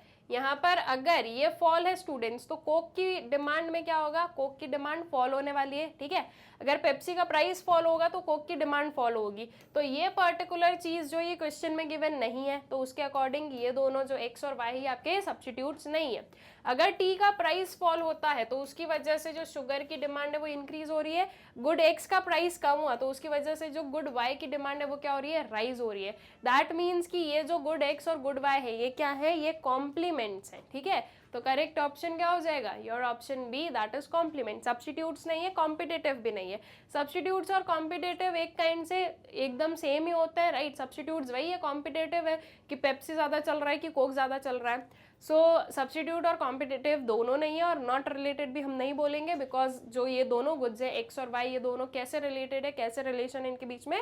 कॉम्प्लीमेंट गुड्स हैं, ठीक है, कॉम्प्लीमेंट्री गुड्स हैं। ऑल राइट, आते हैं नेक्स्ट वाले क्वेश्चन पर। In case of a single commodity a consumer is at equilibrium point, marginal utility derived from consumption of commodities is 12, find the price of that commodity, ठीक है, when m is equals to 1। यहाँ पर हम बोलेंगे that would be MUM is equals to 1, ठीक है। MUM is equals to 1 है। अगर क्या बोला गया है कि सिंगल कमोडिटी का केस है, जो एक कंज्यूमर है वो क्या है? वो उसके इक्विलिब्रियम पॉइंट पर है। जो मार्जिनल यूटिलिटी डिराइव हुई है कंजम्पशन से वो कितनी हुई है? वो 12 जो है यूटिलिटी हम बोल रहे हैं, ठीक है। अब हमें जो प्राइस है वो फाइंड आउट करना है ना। अगर हम इक्विलिब्रियम की बात करें स्टूडेंट्स, तो इक्विलिब्रियम का मतलब क्या है कि MUX किसके इक्वल है? px के इक्वल है। अगर मैं इसको अपने मनी टर्म्स में भी लिखूं तो हमें यहाँ पर बताया गया कि MUA इज इक्वल्स टू हमें 1 मानना है। सो दैट मीन्स अगर मैं 12 यूटिलिटी की बोल रही हूँ तो उसको मैं मनी टर्म्स में भी लिखूंगी तो वो कितना आएगा, 12 आएगा। तो 12 would be equal to px। That means कि जो प्राइस है वो कितना होगा, वो होगा आपका 12 रुपीज़ का। तो आपका करेक्ट ऑप्शन क्या हो जाएगा, your option C, that is 12 rupees. ठीक, नेक्स्ट पर आते हैं। अब हमारे पास में एक जो है मैच दी कॉलम वाला क्वेश्चन है, करेक्ट पेयर्स आइडेंटिफाई करना है हमें बेसिकली। ऑप्शन क्वेश्चन पढ़ो सबसे पहले, identify the correct pair of terms and definitions from the following column 1 and 2। ठीक है, हमें ये बताना है कि कौन सा जो पेयर है वो करेक्टली मैच्ड है। ठीक है, कौन सा पेयर जो है वो सही लिखा हुआ है, वो चीज हमें यहाँ से देखनी है। अब इसके अगर आप लोग ऑप्शंस भी देखोगे करेक्ट पेयर वाले तो वो ऐसे ही आते हैं A1, B2, C3 and D4। ठीक है, यहाँ पर जो है आपको ये वाला मैच द कॉलम नहीं करना है, आपको करेक्ट पेयर्स जो है ये आइडेंटिफाई करना है। ठीक है, देखते हैं कौन सा जो है आपका करेक्ट पेयर आएगा। ऑप्शन या ए वाला जो अगर हम लोग देखें तो दैट इज मार्जिनल यूटिलिटी। उसके पास में कॉलम 2 में लिखा हुआ है द पावर और capacity of a commodity to satisfy human wants. क्या ये चीज सही लग रही है? लग रही है, राइट। मार्जिनल यूटिलिटी आपको ये शो करती है क्या? नहीं बेटा, ये क्या शो कर रहा है? This is the utility, right. जो पावर और capacity of a commodity to satisfy a human want, ये क्या शो करता है? This is the utility. ये मार्जिनल यूटिलिटी नहीं है, ये यूटिलिटी है। ठीक है, बस ऐसे ही जो है ना, कंफ्यूज नहीं होना है। मैंने बोल दिया कि हाँ ये जो है मैच कर रहा है, तो आपने भी एक पॉइंट के लिए सोच लिया होगा कि मैच कर रहा है, लेकिन बस ऐसे ही आपको जो है ध्यान देना है कि ये दोनों मैच नहीं कर रहे हैं। There is a difference between utility and marginal utility. ठीक है, बी पर आओ। Cardinal measure of utility the addition of total utility on consuming an additional unit of a commodity। अब ये आपको क्या बता रहा है? This is marginal utility, right? ये चीज आपको मार्जिनल यूटिलिटी शो कर रही है, तो इसका मतलब कि ये भी क्या है? ये भी जो है गलत पेयर है। सी पर आते हैं, total utility. It is the sum total of the utility derived from the consumption of all units of the commodity. ठीक है, जो आपकी टोटल यूटिलिटी वो आपको क्या शो कर रही है? वो आपको बता रही है कि जो सम टोटल है सारी यूटिलिटी का, जो कि डिराइव होता है from the consumption of all the units of the commodity. क्या टोटल यूटिलिटी आपको यही बताती है? यस, बिल्कुल। टोटल यूटिलिटी आपको बताती है कि सबको अगर हम सम अप कर दें, जितने भी यूनिट्स हमने कंज्यूम किए उन सब में जितनी यूटिलिटी डिराइव हुई है वो सारी यूटिलिटी एक साथ में will show you the total utility. ठीक है, डी ऑप्शन पर आते हैं, या डी वाला जो हमारा पेयर है उस पर आते हैं। डी में लिखा है यूटिलिटी, यहाँ पर है it is that measurement of utility which is measured in terms of units. किसमें? यूनिट्स में। यूटिलिटी को हम किस में मेजर करते हैं? यूटिल्स में मेजर करते हैं, यूनिट्स में मेजर नहीं करते हैं। ठीक है, तो बस ये वाली चीज जो है ना, इस पर्टिकुलर टर्म ने आपका जो D4 है इस वाले पर्टिकुलर पेयर को इनकरेक्ट कर दिया। अदरवाइज अगर यहाँ पर यूटिल्स होता तो ये भी करेक्ट होता और फिर ये भी होता, तो फिर हम क्या होते? कंफ्यूज होते। इसीलिए जब एक पेयर को सही बनाना है तो दूसरे को गलत करेंगे ही करेंगे। ठीक है, तो वो जो है ये यूनिट्स है। ठीक है, यूटिल्स नहीं लिखा है। ऐसा जो स्मॉल सी चीज़ें हैं ना, या आप लोगों को ध्यान रखनी है कि यूनिट्स है, यूटिल्स है, क्या चीज़ है। ठीक है, ऐसे ही आप हर एक चीज़ में देखोगे कि आपको कंफ्यूज करने के लिए अलग अलग जो है यहाँ पर क्या दिए जाते हैं, अलग अलग टाइप से जो है आपकी छोटी छोटी सी जो एक डिफरेंसेस वाला पार्ट हम बोल सकते हैं वो लेकर आया जाता है। ठीक है, तो अकॉर्डिंगली हमने जो देखा दैट इज C3 जो है वो क्या है? वो हमारा करेक्टली मैच्ड पेयर है। तो आपका करेक्ट ऑप्शन क्या होगा? और ऑप्शन सी। ठीक है, नेक्स्ट वाले क्वेश्चन पर आ जाते हैं। नेक्स्ट क्वेश्चन है, the demand of which type of good do not decrease with increase in their prices. ठीक है, कौन से टाइप ऑफ गुड्स हैं जिनकी डिमांड जो है वो डिक्रीज नहीं होती है with increase in their prices. ठीक है, दैट मीन्स हमने जो है लॉ ऑफ डिमांड पढ़ा है। लॉ ऑफ डिमांड में हमने क्या पढ़ा है कि विथ इंक्रीज इन प्राइस जो डिमांड है वो डिक्रीज होती है। लेकिन ऐसे कौन से गुड्स हैं जिसमें कि ये पर्टिकुलर जो चीज़ है ये एप्लीकेबल नहीं है? मतलब कि बेसिकली हमें ये बताना है कि इनमें से ऐसे कौन से ऑप्शंस हैं जिन्हें कि हम ये बोल रहे हैं जो कि हमारे क्या है? एक्सेप्शंस हैं। ठीक है, exceptions to the law of demand. Options are a comfort, C is conspicuous goods, B is conspicuous goods, C है आपका नेसेसिटीज और डी है आपका बोथ बी एंड सी। अब अगर सबसे पहले हम सी वाले ऑप्शन को देखें दैट इज नेसेसिटीज। ठीक है, तो नेसेसिटीज में क्या बोला जा रहा है, the demand for which type of good do not decrease with increase in there price. ठीक है, अगर प्राइस इंक्रीज हो रहा है तो भी डिमांड डिक्रीज नहीं होगी। तो क्या ये नेसेसिटीज में हम लोग देखेंगे? बिल्कुल देखेंगे। नेसेसिटीज क्या है? नेसेसिटीज जो है वो आपकी ज़रूरतें होती है हमारी, अगर उनका प्राइस बढ़ भी रहा है तो भी हमें जो है गुड्स को खरीदना पड़ेगा, क्योंकि वो सर्वाइवल के लिए क्या है, नेसेसरी है। ठीक है, सो दैट मीन्स नेसेसिटीज़ जो है वो हमारा एक एक्सेप्शन बन सकता है लॉ ऑफ डिमांड का। उस पर हम ये बोलते हैं कि अगर उनका प्राइस बढ़ता भी है तो भी उनकी डिमांड जो है वो इतनी डिक्रीज नहीं होती है। तो ये ऑप्शन तो आपका क्या है, सही है। अभी बी और सी को भी हमें चेक करना है। बी को अगर हम देखें तो that is conspicuous goods. What are conspicuous goods? ठीक है, ये होते क्या है? तो अगर इसकी हम लोग बात करें स्टूडेंट्स, तो दीज आर मोस्टली हम ये बोलेंगे लग्जीरियस जो गुड्स होते हैं उन्हीं का एक अल्टरनेटिव नेम हम बोल सकते हैं। तो लग्जीरियस गुड्स या फिर ऐसे गुड्स जो कि आपका प्रेस्टीज शो कर रहे हैं। ठीक है, तो अगर उनका प्राइस बढ़ता भी है तो उनकी डिमांड कम नहीं होगी। रीजन बीइंग, क्योंकि वो तो वैसे ही जो है शो ऑफ करने के लिए लोग खरीदते हैं ना, कि हम इतना महंगा गुड खरीद सकते हैं, राइट।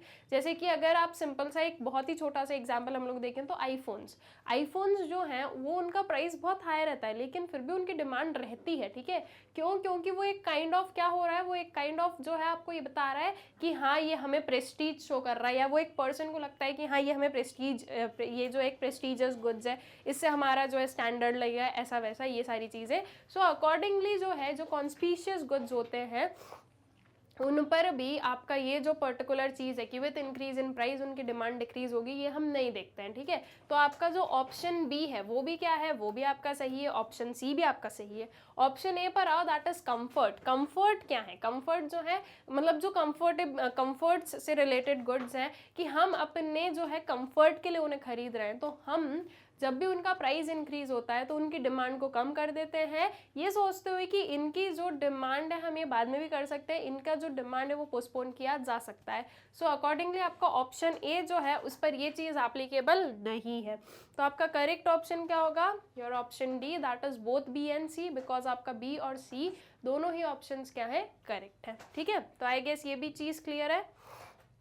नेक्स्ट पर आते हैं, identify the correct pair of terms from the following column 1 and 2। ठीक है, हमें जो है आइडेंटिफाई करना है जो करेक्ट पेयर रहेंगे आपके कॉलम 1 and कॉलम 2 में से। ए में देखते हैं, यूटिलिटी गिवन है आपका, जो उसके सामने जो कॉलम 2 में गिवन है that is bread and butter. Normal goods, rise in price, contraction in demand, capacity of the commodity to satisfy human wants and complementary goods positively related. ठीक है, अब सबसे पहले आ जाओ यूटिलिटी पर। यूटिलिटी का मतलब क्या होता है?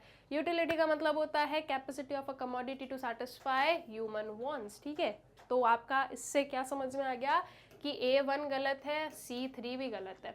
ऑल राइट, नॉर्मल गुड्स कौन से गुड्स होते हैं? नॉर्मल गुड्स ऐसे गुड्स होते हैं जिनकी मतलब कि ऐसे गुड्स जो कि जिनकी डिमांड हम इंक्रीज करते हैं विथ इंक्रीज इन इनकम, और डिमांड हम डिक्रीज करते हैं with decrease in income, right. So that means normal goods जो है वो प्राइस से रिलेटेड नहीं, वो आपके यूजुअली इनकम लेवल से रिलेटेड होते हैं।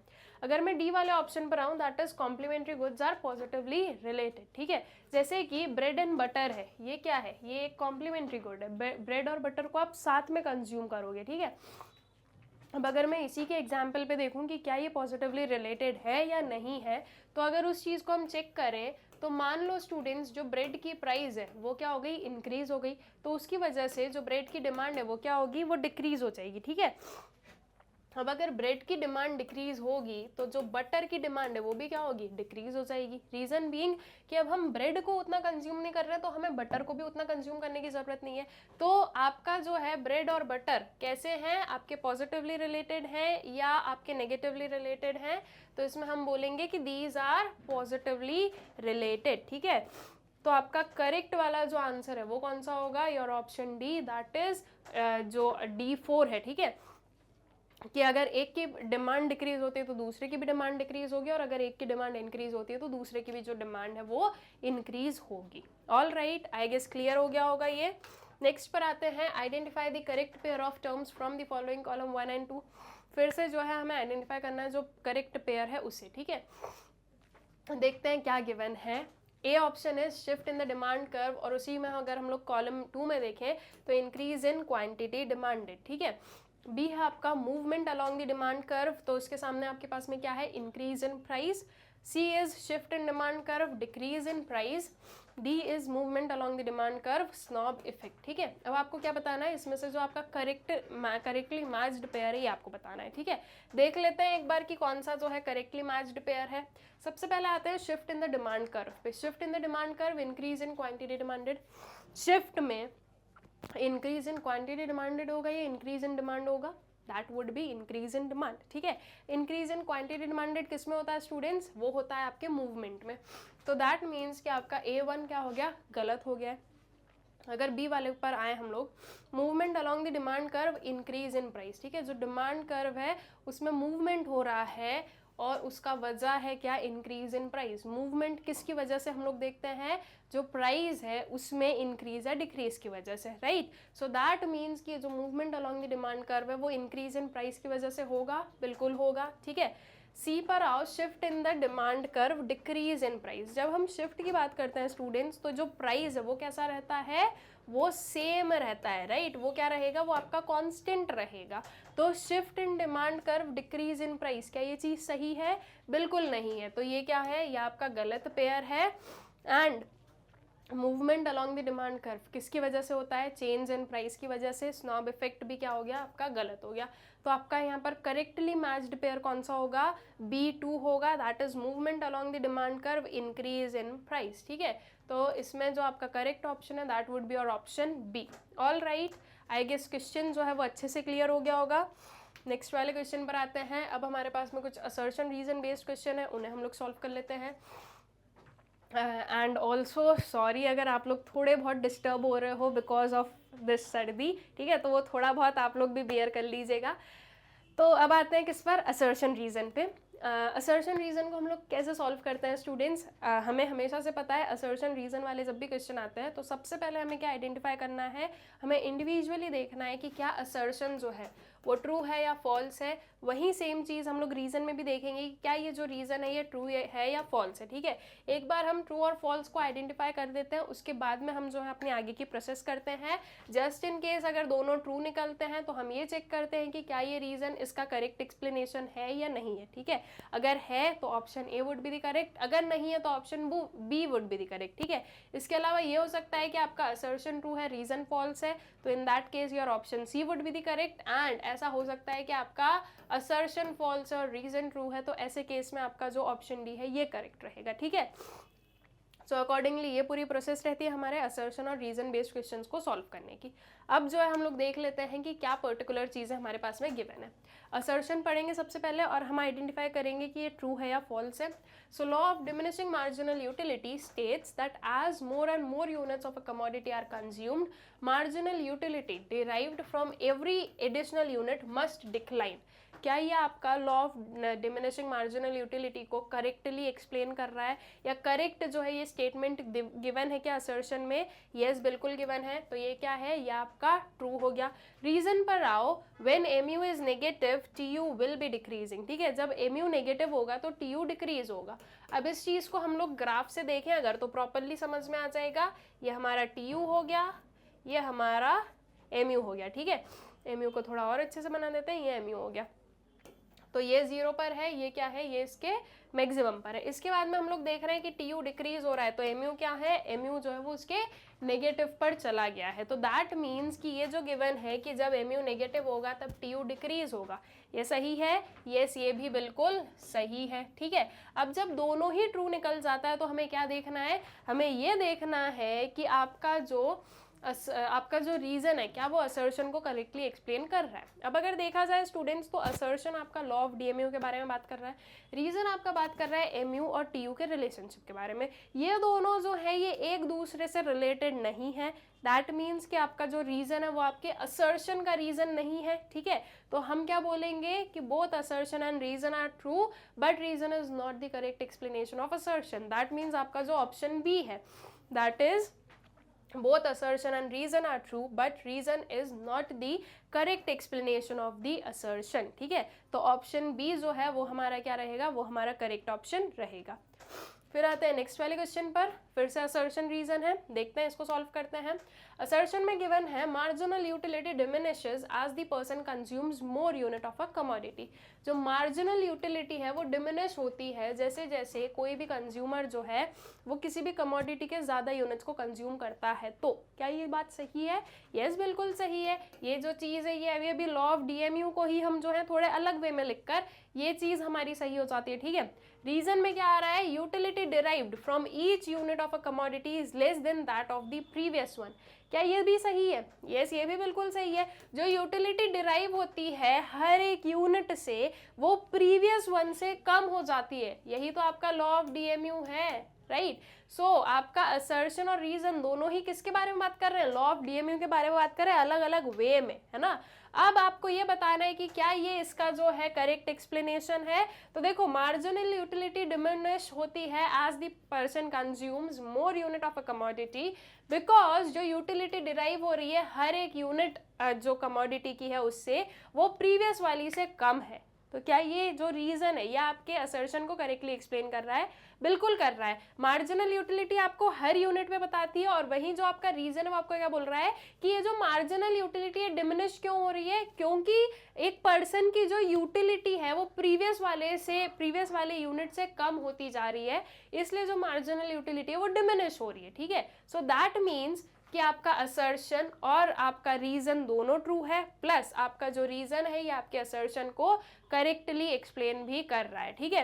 तो दैट मीन्स आपका जो ऑप्शन ए है, both assertion and reason are true and reason is the correct explanation of assertion, ये हमारा करेक्ट ऑप्शन रहेगा, ठीक है। That is option A would be the correct option. Next पर आते हैं, expansion and contraction and demand are caused by. जो expansion and contraction and demand में वो किसकी वजह से होता है? एक्सपांशन और कंट्रैक्शन किस में होता है स्टूडेंट्स? वो होता है हमारे मूवमेंट, मतलब कि इसे हम जो है एक मूवमेंट के उससे बता सकते हैं। मूवमेंट क्यों होती है डिमांड कर्व में? Because of change in the own price of the commodity, ठीक है, या फिर change in the price of the own commodity, ठीक है। कुछ भी आप बोल सकते हो कि खुद जो कमोडिटी है वो खुद उस कमोडिटी की अगर प्राइस चेंज होती है तो आपकी जो है एक्सपांशन या कॉन्ट्रैक्शन होगा। ऑप्शंस देखते हैं, change in the income of the buyer, B option है आपका change in the taste and preferences of the buyer, C है आपका change in the price of the commodity, and D है आपका change in the prices of related commodities, ठीक है, related goods. तो movement क्यों हो रहा है? जो कमोडिटी है उसके खुद के प्राइसेस वगैरह में क्या है? चेंजेस है, ठीक है। सो दैट मीन्स कि आपका जो ऑप्शन सी है वो करेक्ट रहेगा, that is change in the price of the commodity, ठीक है। ये जो बाकी का ए, बी और डी है इनकी वजह से जो आपका डिमांड कर्व है उसमें शिफ्ट होने वाला है, ठीक है। दैट मीन्स इंक्रीज या डिक्रीज होगी डिमांड, आपका एक्सपांशन और कंट्रैक्शन नहीं होगा, ठीक है। राइट वर्ड या लेफ्ट वर्ड जो है आपका डिमांड कर्व जाएगा। ऑल राइट, तो आपका करेक्ट ऑप्शन क्या रहेगा? और option C would be the correct option. Next पर आते हैं, फिर से एक असर्शन रीजन बेस्ड क्वेश्चन है, देख लेते हैं क्या है। असर्शन पढ़ते हैं, इसका क्या है हमारे पास में, if due to fall in the price of goods X, good X, demand for good Y rises, the two goods are complementary, ठीक है। क्या बोल रहा है कि गुड एक्स है, गुड वाई है, गुड एक्स का जो प्राइस है वो फॉल हुआ और उसकी वजह से जो डिमांड है गुड वाई की वो क्या हो गई? राइज हो गई है, ठीक है। अब देखो क्या हुआ, एक्स इज टी और y इज शुगर। हमने टी और शुगर ही क्यों लिया? क्योंकि हमें चेक करना है कि गुड एक्स और y कॉम्प्लीमेंट्री है क्या, ठीक है। तो अगर टी का प्राइस कम होगा तो टी की जो डिमांड है वो बढ़ेगी, डिमांड अगर टी की बढ़ेगी तो शुगर की भी डिमांड हम बढ़ाएंगे, ठीक है। दैट मीन्स कि अगर एक्स की प्राइस कम हो रही है तो y की डिमांड इंक्रीज होगी। तो yes, these both are complementary, ठीक है, क्योंकि टी और शुगर में हमने देखा तो ये फिनोमेना सही है, बता रहा है। तो आपका जो असर्शन है ये क्या है? ट्रू है। रीजन पर आओ, there is an inverse relationship between the demand for the good and the price of its complements, ठीक है। क्या बोल रहा है कि जो आपका रीजन ये बोल रहा है कि जो आपकी डिमांड फॉर द गुड है और जो प्राइस है किसका, जो इनवर्स रिलेशनशिप है between the demand for the good and the price of the complements, ठीक है।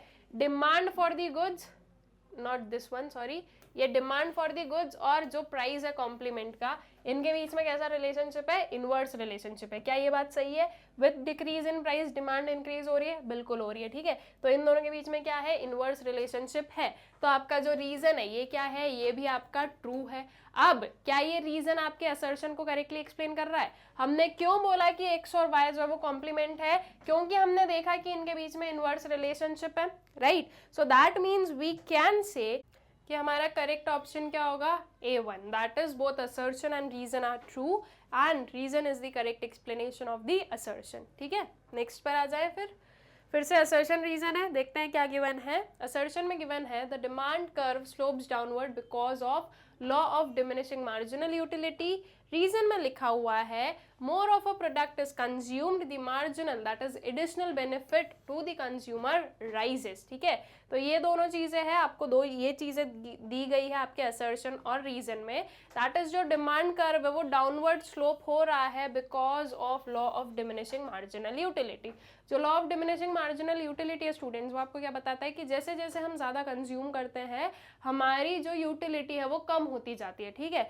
सो अब वही चीज आप लॉ ऑफ डिमांड में देखना, जैसे जैसे आप ज्यादा प्राइस पे करते हो आपकी यूटिलिटी डिक्रीज होती है और इसी की वजह से आप क्या करते हो, आपकी डिमांड कम कर देते हो।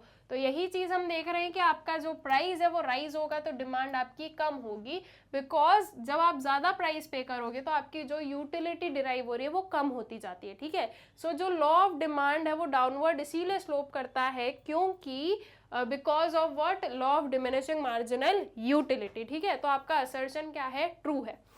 रीजन पर आओ, more of a product is consumed, the marginal that is additional benefit to the consumer rises। अब हम लोगों ने एक चीज क्या देखी है, DMU ही ले लेते हैं हम लोग। उसी में हम लोगों ने देखा कि जैसे जैसे हम ज्यादा यूनिट्स को कंज्यूम करते हैं जो यूटिलिटी एडिशनल यूटिलिटी डिराइव होती है वो डिक्रीज होते जाती है, राइट, राइज नहीं होती है। जब हम किसी भी यूनिट को किसी भी गुड को ज्यादा कंज्यूम करेंगे तो उससे जो यूटिलिटी डिराइव होगी वो हमारी कम होती जाएगी। तो अल्टीमेटली ये जो राइजेस लिखा है ये क्या है, ये गलत है, ठीक है। तो आपका जो रीजन है वो क्या है, फॉल्स है, और आपका असर्शन क्या है, ट्रू है। तो आपका करेक्ट ऑप्शन वुड बी और option C, that is assertion is true but reason is false, ठीक। नेक्स्ट पर आ जाओ, फिर से असर्शन रीजन है। अब देखते हैं क्या है। असर्शन में गिवन है demand for salt is in elastic. जो डिमांड है सॉल्ट की वो कैसी है, इन इलास्टिक है, ठीक है। In case of elastic demand, percentage change in price of a commodity causes relatively less than percentage change in quantity demanded, ठीक है। रीजन में आपको बोला जा रहा है कि इलास्टिक डिमांड जो है वो ऐसी डिमांड होती है जिसमें कि जो परसेंटेज चेंज है, क्या बोल रहे हैं, जो परसेंटेज चेंज इन प्राइस है that is more then percentage change in quantity demanded, ठीक है। ये चीज आपका जो रीजन है वो आपको बोल रहा है कि जो percentage change in price of a commodity है वो रिलेटिवली कम परसेंटेज चेंज लाता है आपकी क्वांटिटी डिमांडेड में। क्या ऐसी डिमांड को हम इलास्टिक डिमांड कहते हैं? नहीं, this is relatively in elastic demand, ठीक है। इलास्टिक डिमांड हम क्या बोलते हैं कि आपका प्राइस में थोड़ा बहुत चेंज हुआ लेकिन आपकी डिमांड काफी चेंज हो जाए तो उसे हम इलास्टिक डिमांड बोलते हैं। लेकिन जब आपका प्राइस ज्यादा चेंज हो रहा है और उसकी वजह से आपकी डिमांड थोड़ी चेंज हो रही है तो that is a in elastic demand, ठीक है। सो आपका जो रीजन है ये क्या है, फॉल्स है। आपकी ये जो असर्शन है वो क्या होने वाला है, वो ट्रू होगा। क्यों? क्योंकि जो सॉल्ट की डिमांड है वो कैसी होती है, इन इलास्टिक होती है। आप इस चीज को कैसे बोल सकते हो कि सॉल्ट की डिमांड इन इलास्टिक होती है? तो एक बहुत ही सिंपल सी चीज है स्टूडेंट्स, सॉल्ट अगर हम लोग देखें तो उसका जो प्राइस है वो काफ़ी कम होता है। अगर उसका प्राइस कम भी हो जाए तो हम बहुत ज़्यादा कंज्यूम नहीं करेंगे, और अगर उसका प्राइस इंक्रीज भी होता है तो भी उसकी वजह से जो है हमारी डिमांड पर इतना इफेक्ट नहीं होगा, because salt is also a kind of necessity, ठीक है। तो नेसेसिटीज जो है वो कैसी है, वो इन इलास्टिक रहेंगी, ठीक है। सो अकॉर्डिंगली जो आपका असर्शन है वो क्या है, वो आपका ट्रू है, और जो रीजन है वो क्या है, वो आपका फॉल्स होने वाला है, ठीक। I guess question is clear. Next पर आ जाए। Demand for antiques is perfectly inelastic. Assertion आपको बोल रहा है कि जो एंटीक्स की डिमांड है वो कैसी है, वो परफेक्टली इन इलास्टिक है, उन पर जो है प्राइस जो है वो इफेक्ट नहीं करता उनकी डिमांड को। अब एंटीक्स वी नो स्टूडेंट्स की इनकी जो प्राइस होती है वो वैसे ही क्या होती है, वो वैसे ही हाई होती है, एंड हाई प्राइस पर भी जो डिमांड है वो की जाती है। तो एंटीक्स की जो डिमांड है वो इनइलास्टिक होती है। The perfectly inelastic demand have the elasticity equal to zero. जो परफेक्टली इनइलास्टिक डिमांड होती है उनकी जो इलास्टिसिटी है वो जीरो के इक्वल होती है, that is ED is equals to zero होता है। क्या ये बात सही है? बिल्कुल सही है। आपका असर्शन भी ट्रू है, आपका रीजन भी ट्रू है, लेकिन रीजन जो है वो आपका असर्शन का रीजन नहीं बन रहा है। मतलब कि जो परफेक्टली इनइलास्टिक है एंटीक्स की डिमांड, ये चीज जो है ये रीजन में जो आपकी ये वाली स्टेटमेंट दी है वो नहीं शो कर रहा है। तो इसलिए हम क्या बोलेंगे कि आपका ऑप्शन बी करेक्ट है, that is both assertion and reason are true and reason is not the correct explanation of the assertion। ठीक है, तो आपका option B would be the correct option। ठीक है, नेक्स्ट पर आते हैं। Giffen's paradox is an exception of, जो गिफिन्स पैराडॉक्स है ये किसका एक्सेप्शन है? Law of demand, law of production, law of supply and law of utility. अब इसमें से तो आपको आंसर करना बहुत ईजी है, और अगर आप CUET एग्जाम दे रहे हो तब तो और भी ईजी है, बिकॉज ये जो सारी चीजें law of production, law of supply, ये तो आपके सिलेबस का ही पार्ट नहीं है। अब जब सिलेबस का पार्ट नहीं है तो ऑब्वियस सी बात है कि वो आपके क्वेश्चन में भी नहीं पूछा जाएगा। तो यहाँ से जो है ये दोनों हो जाते हैं cancel out. Law of utility as such जो है, लॉ ऑफ अगर डिमिनिशिंग यूटिलिटी की बात करें तो उसमें तो हमने क्या देखा कि ईच सक्सेसिव यूनिट के साथ में क्या होता है, आपका जो यूटिलिटी है वो कम होती है। और हम बात कर रहे हैं गिफिन्स पैराडॉक्स की। गिफिन्स पैराडॉक्स आपको क्या शो करता है, या गिफिन्स पैराडॉक्स जो है वो किस चीज का एक्सेप्शन है? That is exception to law of demand, जो कि आपको ये बोलता है कि with increase in price demand do not decrease. ठीक है, तो that is your option A would be the correct option, that is law of demand. ठीक है, नेक्स्ट पर आते हैं। If regardless of changes in its price the quantity demanded of a good remains unchanged then the demand curve for the good will be. अगर हम जो है price की रिगार्डलेस बात करें, दैट मीन्स प्राइस चाहे कितना भी चेंज हो जाए, we do not have any issues, और उसकी वजह से हमारी डिमांड पर कोई फर्क नहीं पड़ने वाला है, तो ऐसे केस में वो जो गुड है उसकी डिमांड कर्व कैसी होगी? मतलब कि अगर मैं बोल रही हूँ कि मैं किसी गुड की 10 यूनिट्स को डिमांड कर रही हूँ, तो मैं 10 ही डिमांड करती रहूंगी, चाहे आप उसे 1 रुपी में दो, चाहे आप उसे 100 रुपीज में दो, या चाहे आप उसे 1000 रुपीज में दो, मेरा कंजम्पशन चेंज नहीं होगा। तो ऐसे केस में हमारा जो डिमांड कर्व है वो कैसे होने वाला है? कुछ ऐसा, ये मेरी 10 यूनिट शो कर रहा है ये डिमांड कर्व, कि इस पर्टिकुलर जो है हमारी डिमांड पर, या इस पर्टिकुलर गुड के लिए आप कोई भी प्राइस रख लो, मैं अपनी डिमांड चेंज नहीं करूंगी। ठीक है, तो आपका जो डिमांड कर्व है उसका शेप कैसा है? दैट इज हॉरिजॉन्टल और वर्टिकल। ये पॉजिटिवली स्लोप्ड और नेगेटिवली स्लोप्ड तो आएगा ही नहीं, बिकॉज पॉजिटिवली स्लोप्ड मतलब कि ऐसा डिमांड कर्व होता है, नेगेटिवली स्लोप्ड मतलब कि ऐसा डिमांड कर्व होता है। ठीक है, तो अब बात आती है कि ये हॉरिजॉन्टल है या वर्टिकल है, तो दैट इज वर्टिकल। ठीक है, ऐसी लाइन को हम क्या बोलेंगे? वर्टिकल बोलेंगे, और वहीं अगर ये पर्टिकुलर हमारा कर्व होता तो हम इसे बोलते हॉरिजॉन्टल। ठीक है, तो regardless of the changes in the price, the quantity demanded of a good remains unchanged, then the demand curve for the good will be vertical। ठीक है, that is option B would be the correct option। ठीक, next पर आते हैं। in case of inferior goods like bajra, a fall in the price tends to, जो inferior goods हैं जैसे कि बाजरा हो गया, तो इसमें जो fall in price है इसकी वजह से क्या होगा? Option A, make the demand remain constant, B, reduce the demand, C, increase the demand, D, change the demand in an abnormal way. ठीक है, अगर प्राइस जो है वो फॉल होगा तो जो इंफीरियर गुड है उसमें आपकी डिमांड पर क्या होगा? डिमांड भी क्या होगी? डिमांड भी रिड्यूस होगी। ठीक है, बिकॉज इंफीरियर गुड्स हैं, तो इंफीरियर गुड्स की में जो है हम विथ फॉल इन प्राइस उसकी डिमांड को नहीं इंक्रीज कर रहे हैं। ठीक है, तो डिमांड भी क्या होगी? डिमांड भी रिड्यूस होगी। या अगर इनकम इफेक्ट से होता तो हम जो है इनवर्स और जो आपका पॉजिटिव रिलेशन है विथ इनकम और जो इंफीरियर और नॉर्मल गुड्स है वो शो करते हैं, बट जब हम इसकी बात कर रहे हैं इंफीरियर गुड्स में प्राइस का, तो that will reduce the demand. ठीक, फिर आ जाते हैं नेक्स्ट पर। The demand function of a product X is given as dx is equals to 30 minus 4p, where p is the price of the product, the demand at the price rupees 4 will be। ठीक है, अगर किसी भी particular जो ये commodity का हमारे पास में डिमांड फंक्शन दिया है, अगर उसकी प्राइस 4 है तो आपकी डिमांड कितनी होने वाली है, तो आप कैसे फाइंड आउट करोगे स्टूडेंट्स?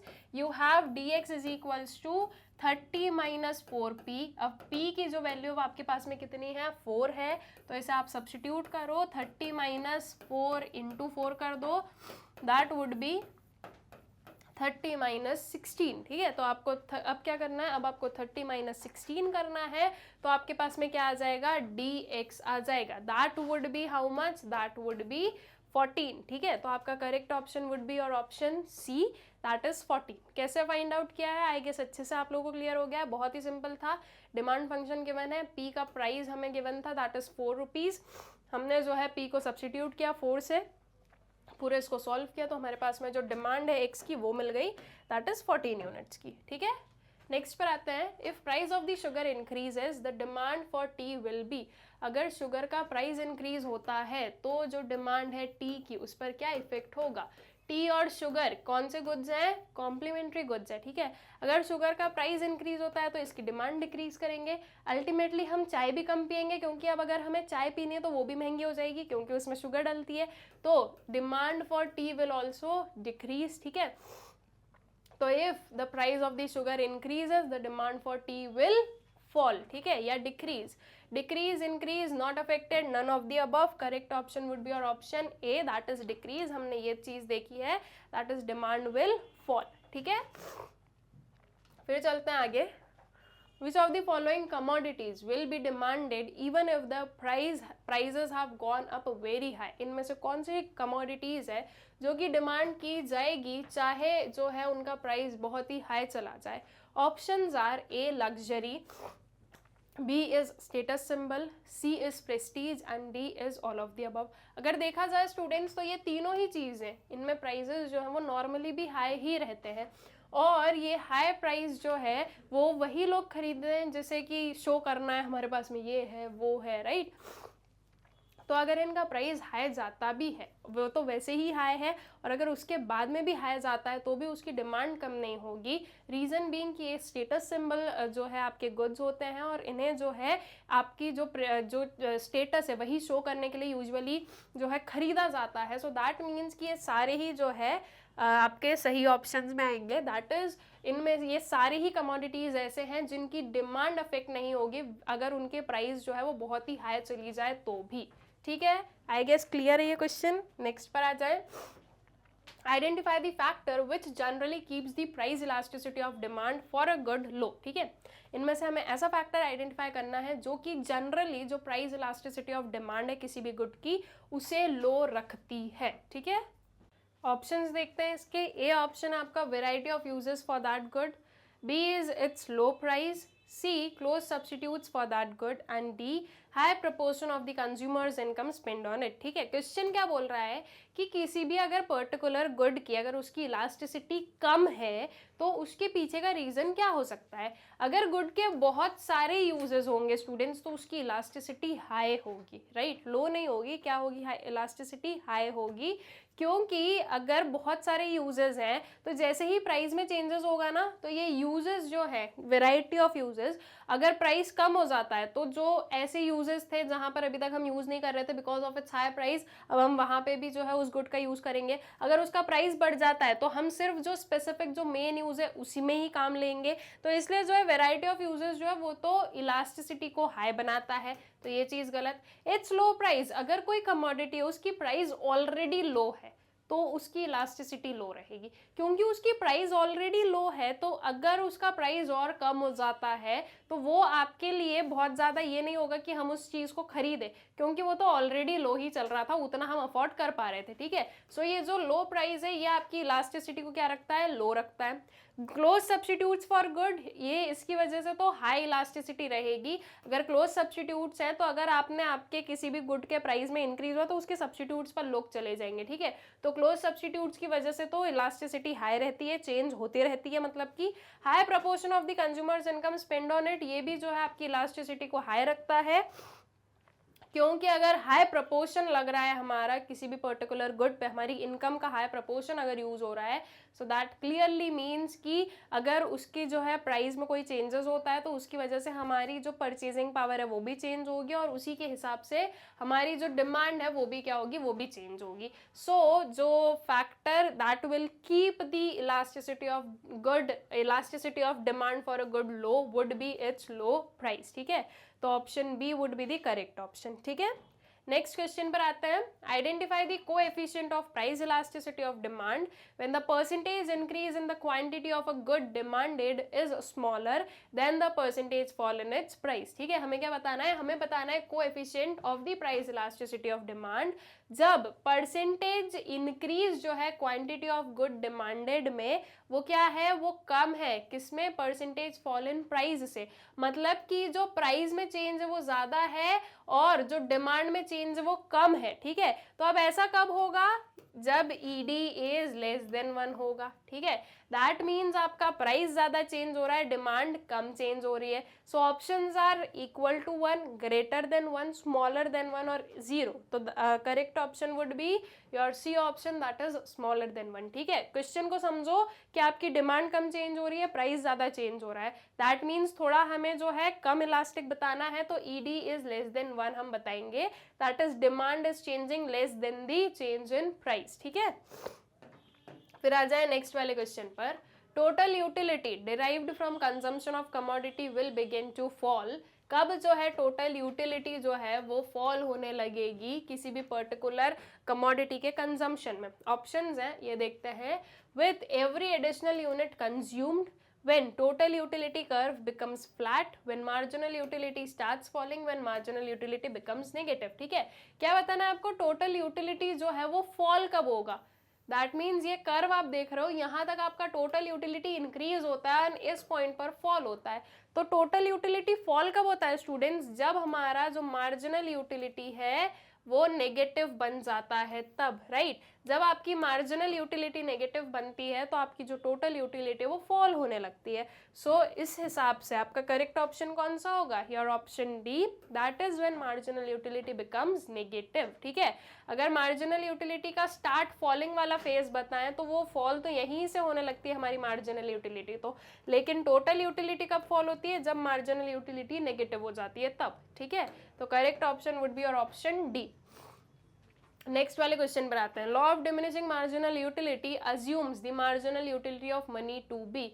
जो law of diminishing marginal utility है वो क्या अज्यूम करता है, मार्जिनल यूटिलिटी ऑफ मनी को कैसा हम अज्यूम करते हैं, increasing, decreasing, constant, none of these. बहुत ही सिंपल क्वेश्चन है, दैट वुड बी कांस्टेंट. हम क्या मानते हैं कि जो मार्जिनल यूटिलिटी ऑफ मनी है वो कांस्टेंट रहेगी.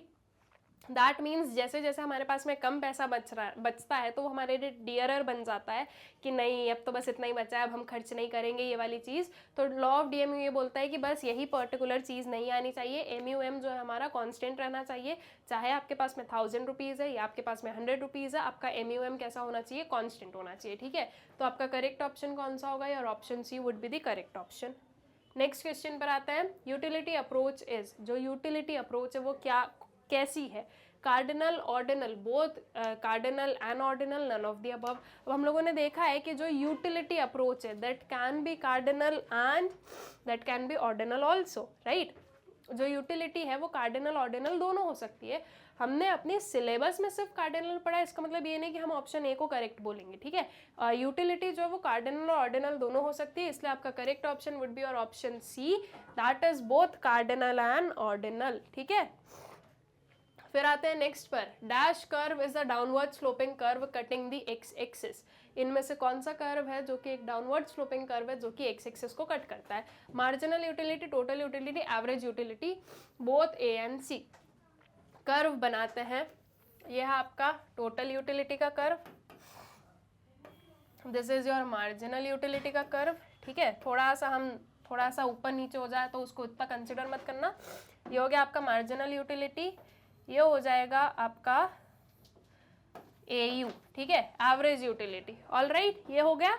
अब अगर देखा जाए तो आपका जो है TU भी एक टाइम के बाद में जो है डाउनवर्ड स्लोप हो रहा है, AU भी डाउनवर्ड स्लोप होता है, MU भी डाउनवर्ड स्लोप होता है. लेकिन आपका जो टोटल यूटिलिटी और जो एवरेज यूटिलिटी है कभी भी नेगेटिव नहीं होता है, राइट। लेकिन जो आपका मार्जिनल यूटिलिटी वो नेगेटिव जाता है। सो दैट मीन्स आपका एक्स एक्सेस को कट करने वाला कौन सा कर्व है, that is the marginal utility curve. All right, तो आपका करेक्ट ऑप्शन कौन सा होगा students, your option A, that is marginal utility. ठीक है, आई गेस क्लियर है ये क्वेश्चन। That is marginal utility curve is a downward sloping curve cutting the X axis. ठीक, नेक्स्ट पर आते हैं। If the price of the Pepsi decreases relative to the price of Coke and 7up, the demand for Coke will decrease, 7up will decrease, Coke and 7up will increase, Coke and 7up will decrease। अब पहली चीज तो Pepsi, Coke and 7up तीनों क्या है, substitutes है। ठीक है, अब अगर पेप्सी का प्राइस क्या हो रहा है, डिक्रीज हो रहा है। अगर पेप्सी का प्राइस डिक्रीज होगा स्टूडेंट्स, तो उसकी वजह से कोक और 7up की डिमांड क्या होगी, इनकी डिमांड डिक्रीज होगी। क्यों, क्योंकि जब पेप्सी का प्राइस डिक्रीज होगा तो यहाँ के लोग भी क्या करेंगे, पेप्सी को कंज्यूम करेंगे और पेप्सी की डिमांड इंक्रीज होगी। ठीक है, तो कोक और 7up दोनों की जो डिमांड है वो क्या होने वाली है, वो डिक्रीज होने वाली है। तो इसके लिए आपकी जो ऑप्शन डी रहेगा, that would be the correct option. ठीक है, बी ऑप्शन नहीं, डी ऑप्शन हम करेक्ट बोलेंगे, क्योंकि हमारे पास में कोक एंड 7up दोनों बोला गया है, हम सिर्फ 7up को नहीं बोल सकते। ठीक है, वो कभी कभी हो जाता है कि गलत आंसर मार्क हो जाता है, इसलिए मैं आपको करेक्ट वाला आंसर बता रही हूँ। दैट वुड बी और option D, that is Coke और 7up की जो डिमांड है वो डिक्रीज होगी। ठीक है, बिकॉज ये तीनों ही क्या है, ये तीनों सब्स्टिट्यूट्स हैं और यहाँ पर पेप्सी को इन्होंने एक कॉलम में रखा है, 7up और कोक को एक कॉलम में रखा है। तो अकॉर्डिंगली हम भी जो है 7up और कोक को एक साथ में लेकर बताएंगे कि इनकी जो डिमांड है वो डिक्रीज होने वाली है। ठीक है, तो option D would be the correct option. All right, next पर आते हैं। Potato chips and popcorns are substitutes. ठीक है, पोटैटो चिप्स और पॉपकॉर्न क्या है, सब्स्टिट्यूट्स है, ऐसा हमें बोला गया है। Rise in the price of the potato chips will dash the demand for the popcorn and the demand for potato chips will dash. ठीक है, क्या बोला गया है कि जो आपका प्राइस है पोटैटो चिप्स का, ठीक है, यहाँ पर हम लेते हैं क्या, चिप्स लेते हैं और एक साइड पर हम लेंगे अपना पॉपकॉर्न। जो पोटैटो चिप्स हैं इनका जो प्राइस है वो क्या हो रहा है, वो राइज हो रहा है। ठीक है, तो अगर पोटैटो चिप्स का प्राइस राइज होगा तो उसकी वजह से जो डिमांड फॉर पॉपकॉर्न है उस पर क्या चेंज होगा। अब दोनों सब्स्टिट्यूट है स्टूडेंट्स, अब सब्स्टिट्यूट से तो हमें पता है कि अगर पोटैटो चिप्स का प्राइस इंक्रीज होगा तो इसकी डिमांड डिक्रीज होगी और उसी की वजह से जो पॉपकॉर्न की डिमांड है वो क्या होगी, वो इंक्रीज होगी। तो फर्स्ट वाले टैब में हमारा क्या आएगा, इंक्रीज आएगा। ठीक है, इस वाले ब्लैंक में हम क्या लिखेंगे, इंक्रीज लिखेंगे। And demand for potato chips will, जो पोटैटो चिप्स की डिमांड है वो क्या हो रही है, वो डिक्रीज हो रही है। ठीक है, तो अब आपको ऐसा ऑप्शन देखना है जिसमें कि पहले इंक्रीज लिखा है और फिर डिक्रीज लिखा है। तो ऑप्शंस देखो, option A is increase increase, B is increase decrease, C is decrease decrease and D is decrease increase. क्या बताना है हमें, इंक्रीज डिक्रीज बताना है। ठीक है, तो इंक्रीज डिक्रीज कौन से ऑप्शन में है, आपके बी वाले ऑप्शन में, दैट इज जो आपका बी ऑप्शन है कि पोटैटो जो डिमांड फॉर पॉपकॉर्न है that will increase and potato chips की जो डिमांड है वो डिक्रीज होगी। ठीक है, तो option B would be the correct option. All right, I guess clear है। नेक्स्ट पर आ जाए। With a fall in the price of the commodity, consumers' real income increases, consumers' real income decreases, there is no change in the real income of the consumer and none of these। ठीक है, अगर किसी भी particular commodity की price fall होती है तो जो कंज्यूमर की रियल इनकम है उस पर क्या इफेक्ट होगा। एग्जाम्पल लेते हैं, मेरी इनकम है 100 रुपीज़ की। ऑल राइट, कितनी है, 100 रुपीज़ की इनकम है। एक कोई गुड है उसका प्राइस है 20 रुपीज़ का, मैं उसे परचेज कर रही हूँ तो मेरे पास में कितना मनी बचा, 80 रुपीज़ बचा। ये है मेरी क्या, रियल इनकम। ठीक है, अब क्या बोला जा रहा है कि प्राइस जो फॉल हो गया, इस कमोडिटी का प्राइस फॉल होके अब ये हो गया 10 रुपीज़। अब मेरी रियल इनकम कितनी हो गई, ये हो गई हमारी 90 रुपीज़ की। रियल इनकम इंक्रीज हुई, डिक्रीज हुई या नो चेंज हुआ है, रियल इनकम इंक्रीज हुई है, राइट। तो with fall in price of a commodity जो रियल इनकम है वो इंक्रीज होगी। तो A option would be the correct option, that is consumers real income increases. ठीक है, नेक्स्ट पर आते हैं। Exceptions to the law of diminishing marginal utility include.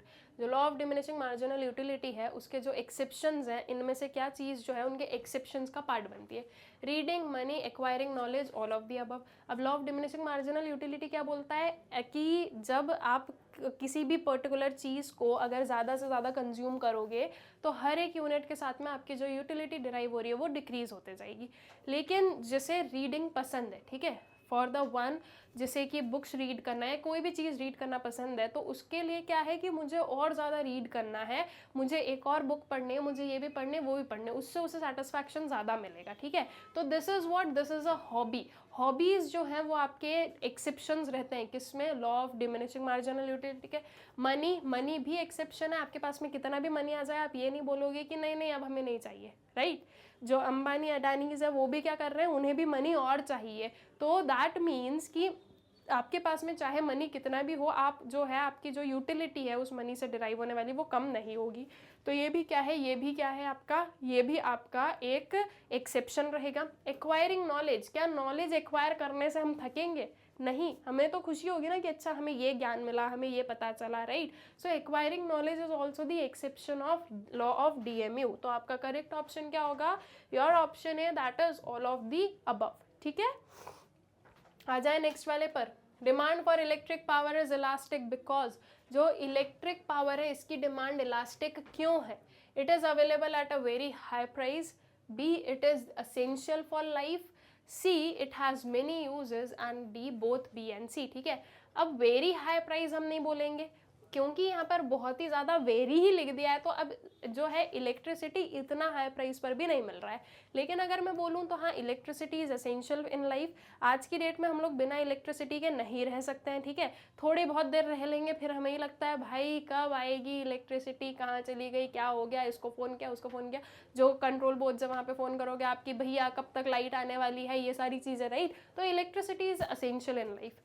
Also electricity has many uses, right, उसके बहुत सारे यूजेज हैं। तो उसके लिए भी जो है हम क्या बोल रहे हैं, दैट इज दी इलास्टिक है उसकी जो डिमांड है, ठीक है। तो अब इलास्टिक की बात कर रहे हैं हम, ठीक है, तो इसलिए आपका ऑप्शन सी करेक्ट होगा, उसमें आप एसेंशियल पे नहीं आओगे। रीजन बीइंग कि मेनी यूजेज है, इसीलिए इलेक्ट्रिसिटी क्या है, इलेक्ट्रिसिटी की जो डिमांड है या इलेक्ट्रिक पावर की जो डिमांड है वो इलास्टिक है। क्योंकि जब अगर जो प्राइस है वो अगर कम हो जाए तो हमारे जो यूजेस है वो बढ़ जाते हैं, और वहीं जब उसकी प्राइस इंक्रीज हो जाती है तो हमारे यूजेस कम हो जाते हैं। जैसे कि एक रूम में अगर हम लोग 4 लोग सो सकते हैं, तो अगर इलेक्ट्रिसिटी की जो इलेक्ट्रिक पावर की प्राइस है अगर वो कम रहेगी तो हम 4 अलग अलग रूम में जाके सो जाएंगे।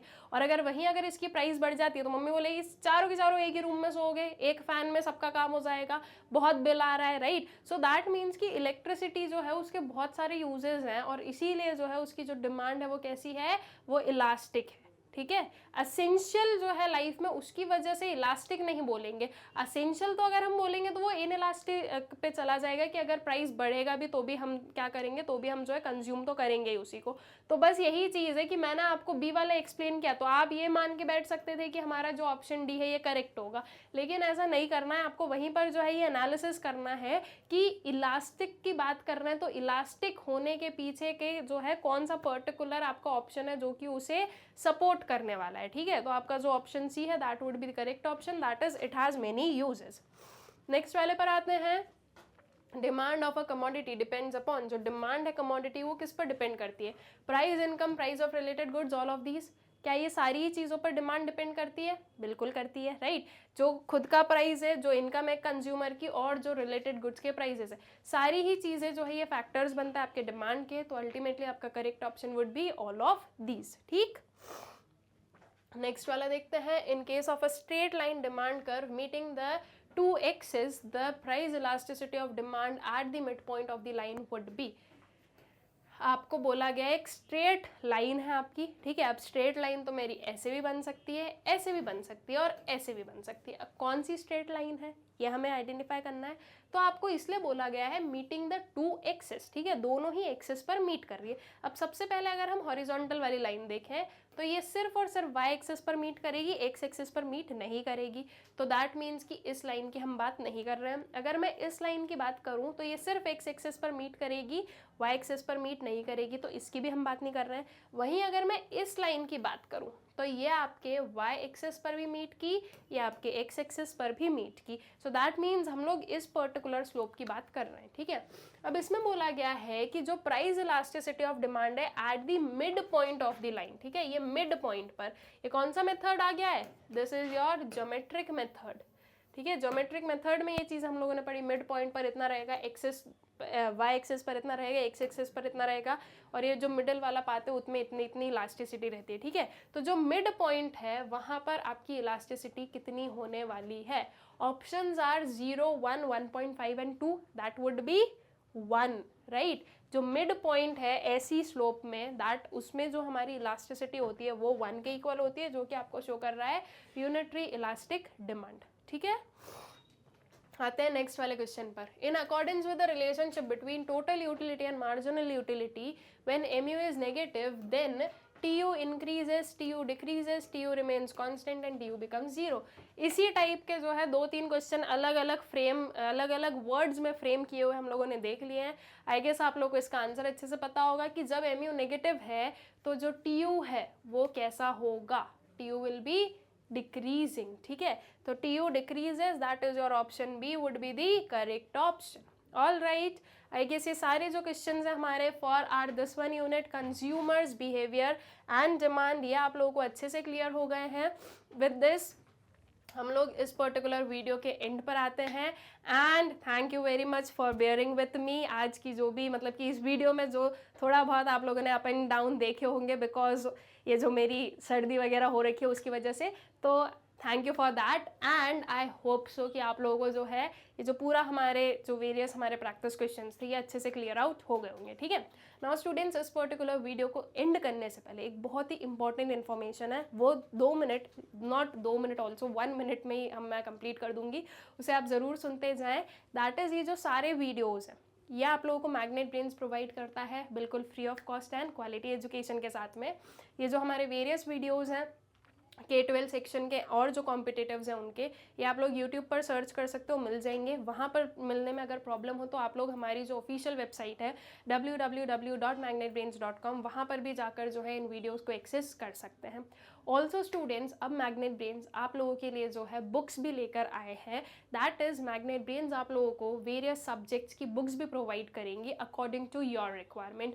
एंड इफ़ अगर आप लोग ये जो वेरी हाई क्वालिटी जो बुक्स मिलने वाली है, अगर आप उन बुक्स को एक्सेस करना चाहते हैं तो आप लोग डिस्क्रिप्शन में जाइए, वहाँ पर आपको जो है एक लिंक मिलेगी, उस पर जाकर आपको एक फॉर्म फिल करना होगा एंड आप उस फॉर्म को सबमिट कर दीजिएगा and our team will get back to you very soon, ठीक है। तो इस वजह से जो है आपके रिक्वायरमेंट के हिसाब से आपको बुक्स वगैरह प्रोवाइड की जाएगी। ऑल्सो हमारा जो यूट्यूब चैनल है मैग्नेट ब्रेन्स, आप लोग उसे सब्सक्राइब करें, इन वीडियोज़ को ज़्यादा से ज़्यादा शेयर करें and please do like the videos. Thank you.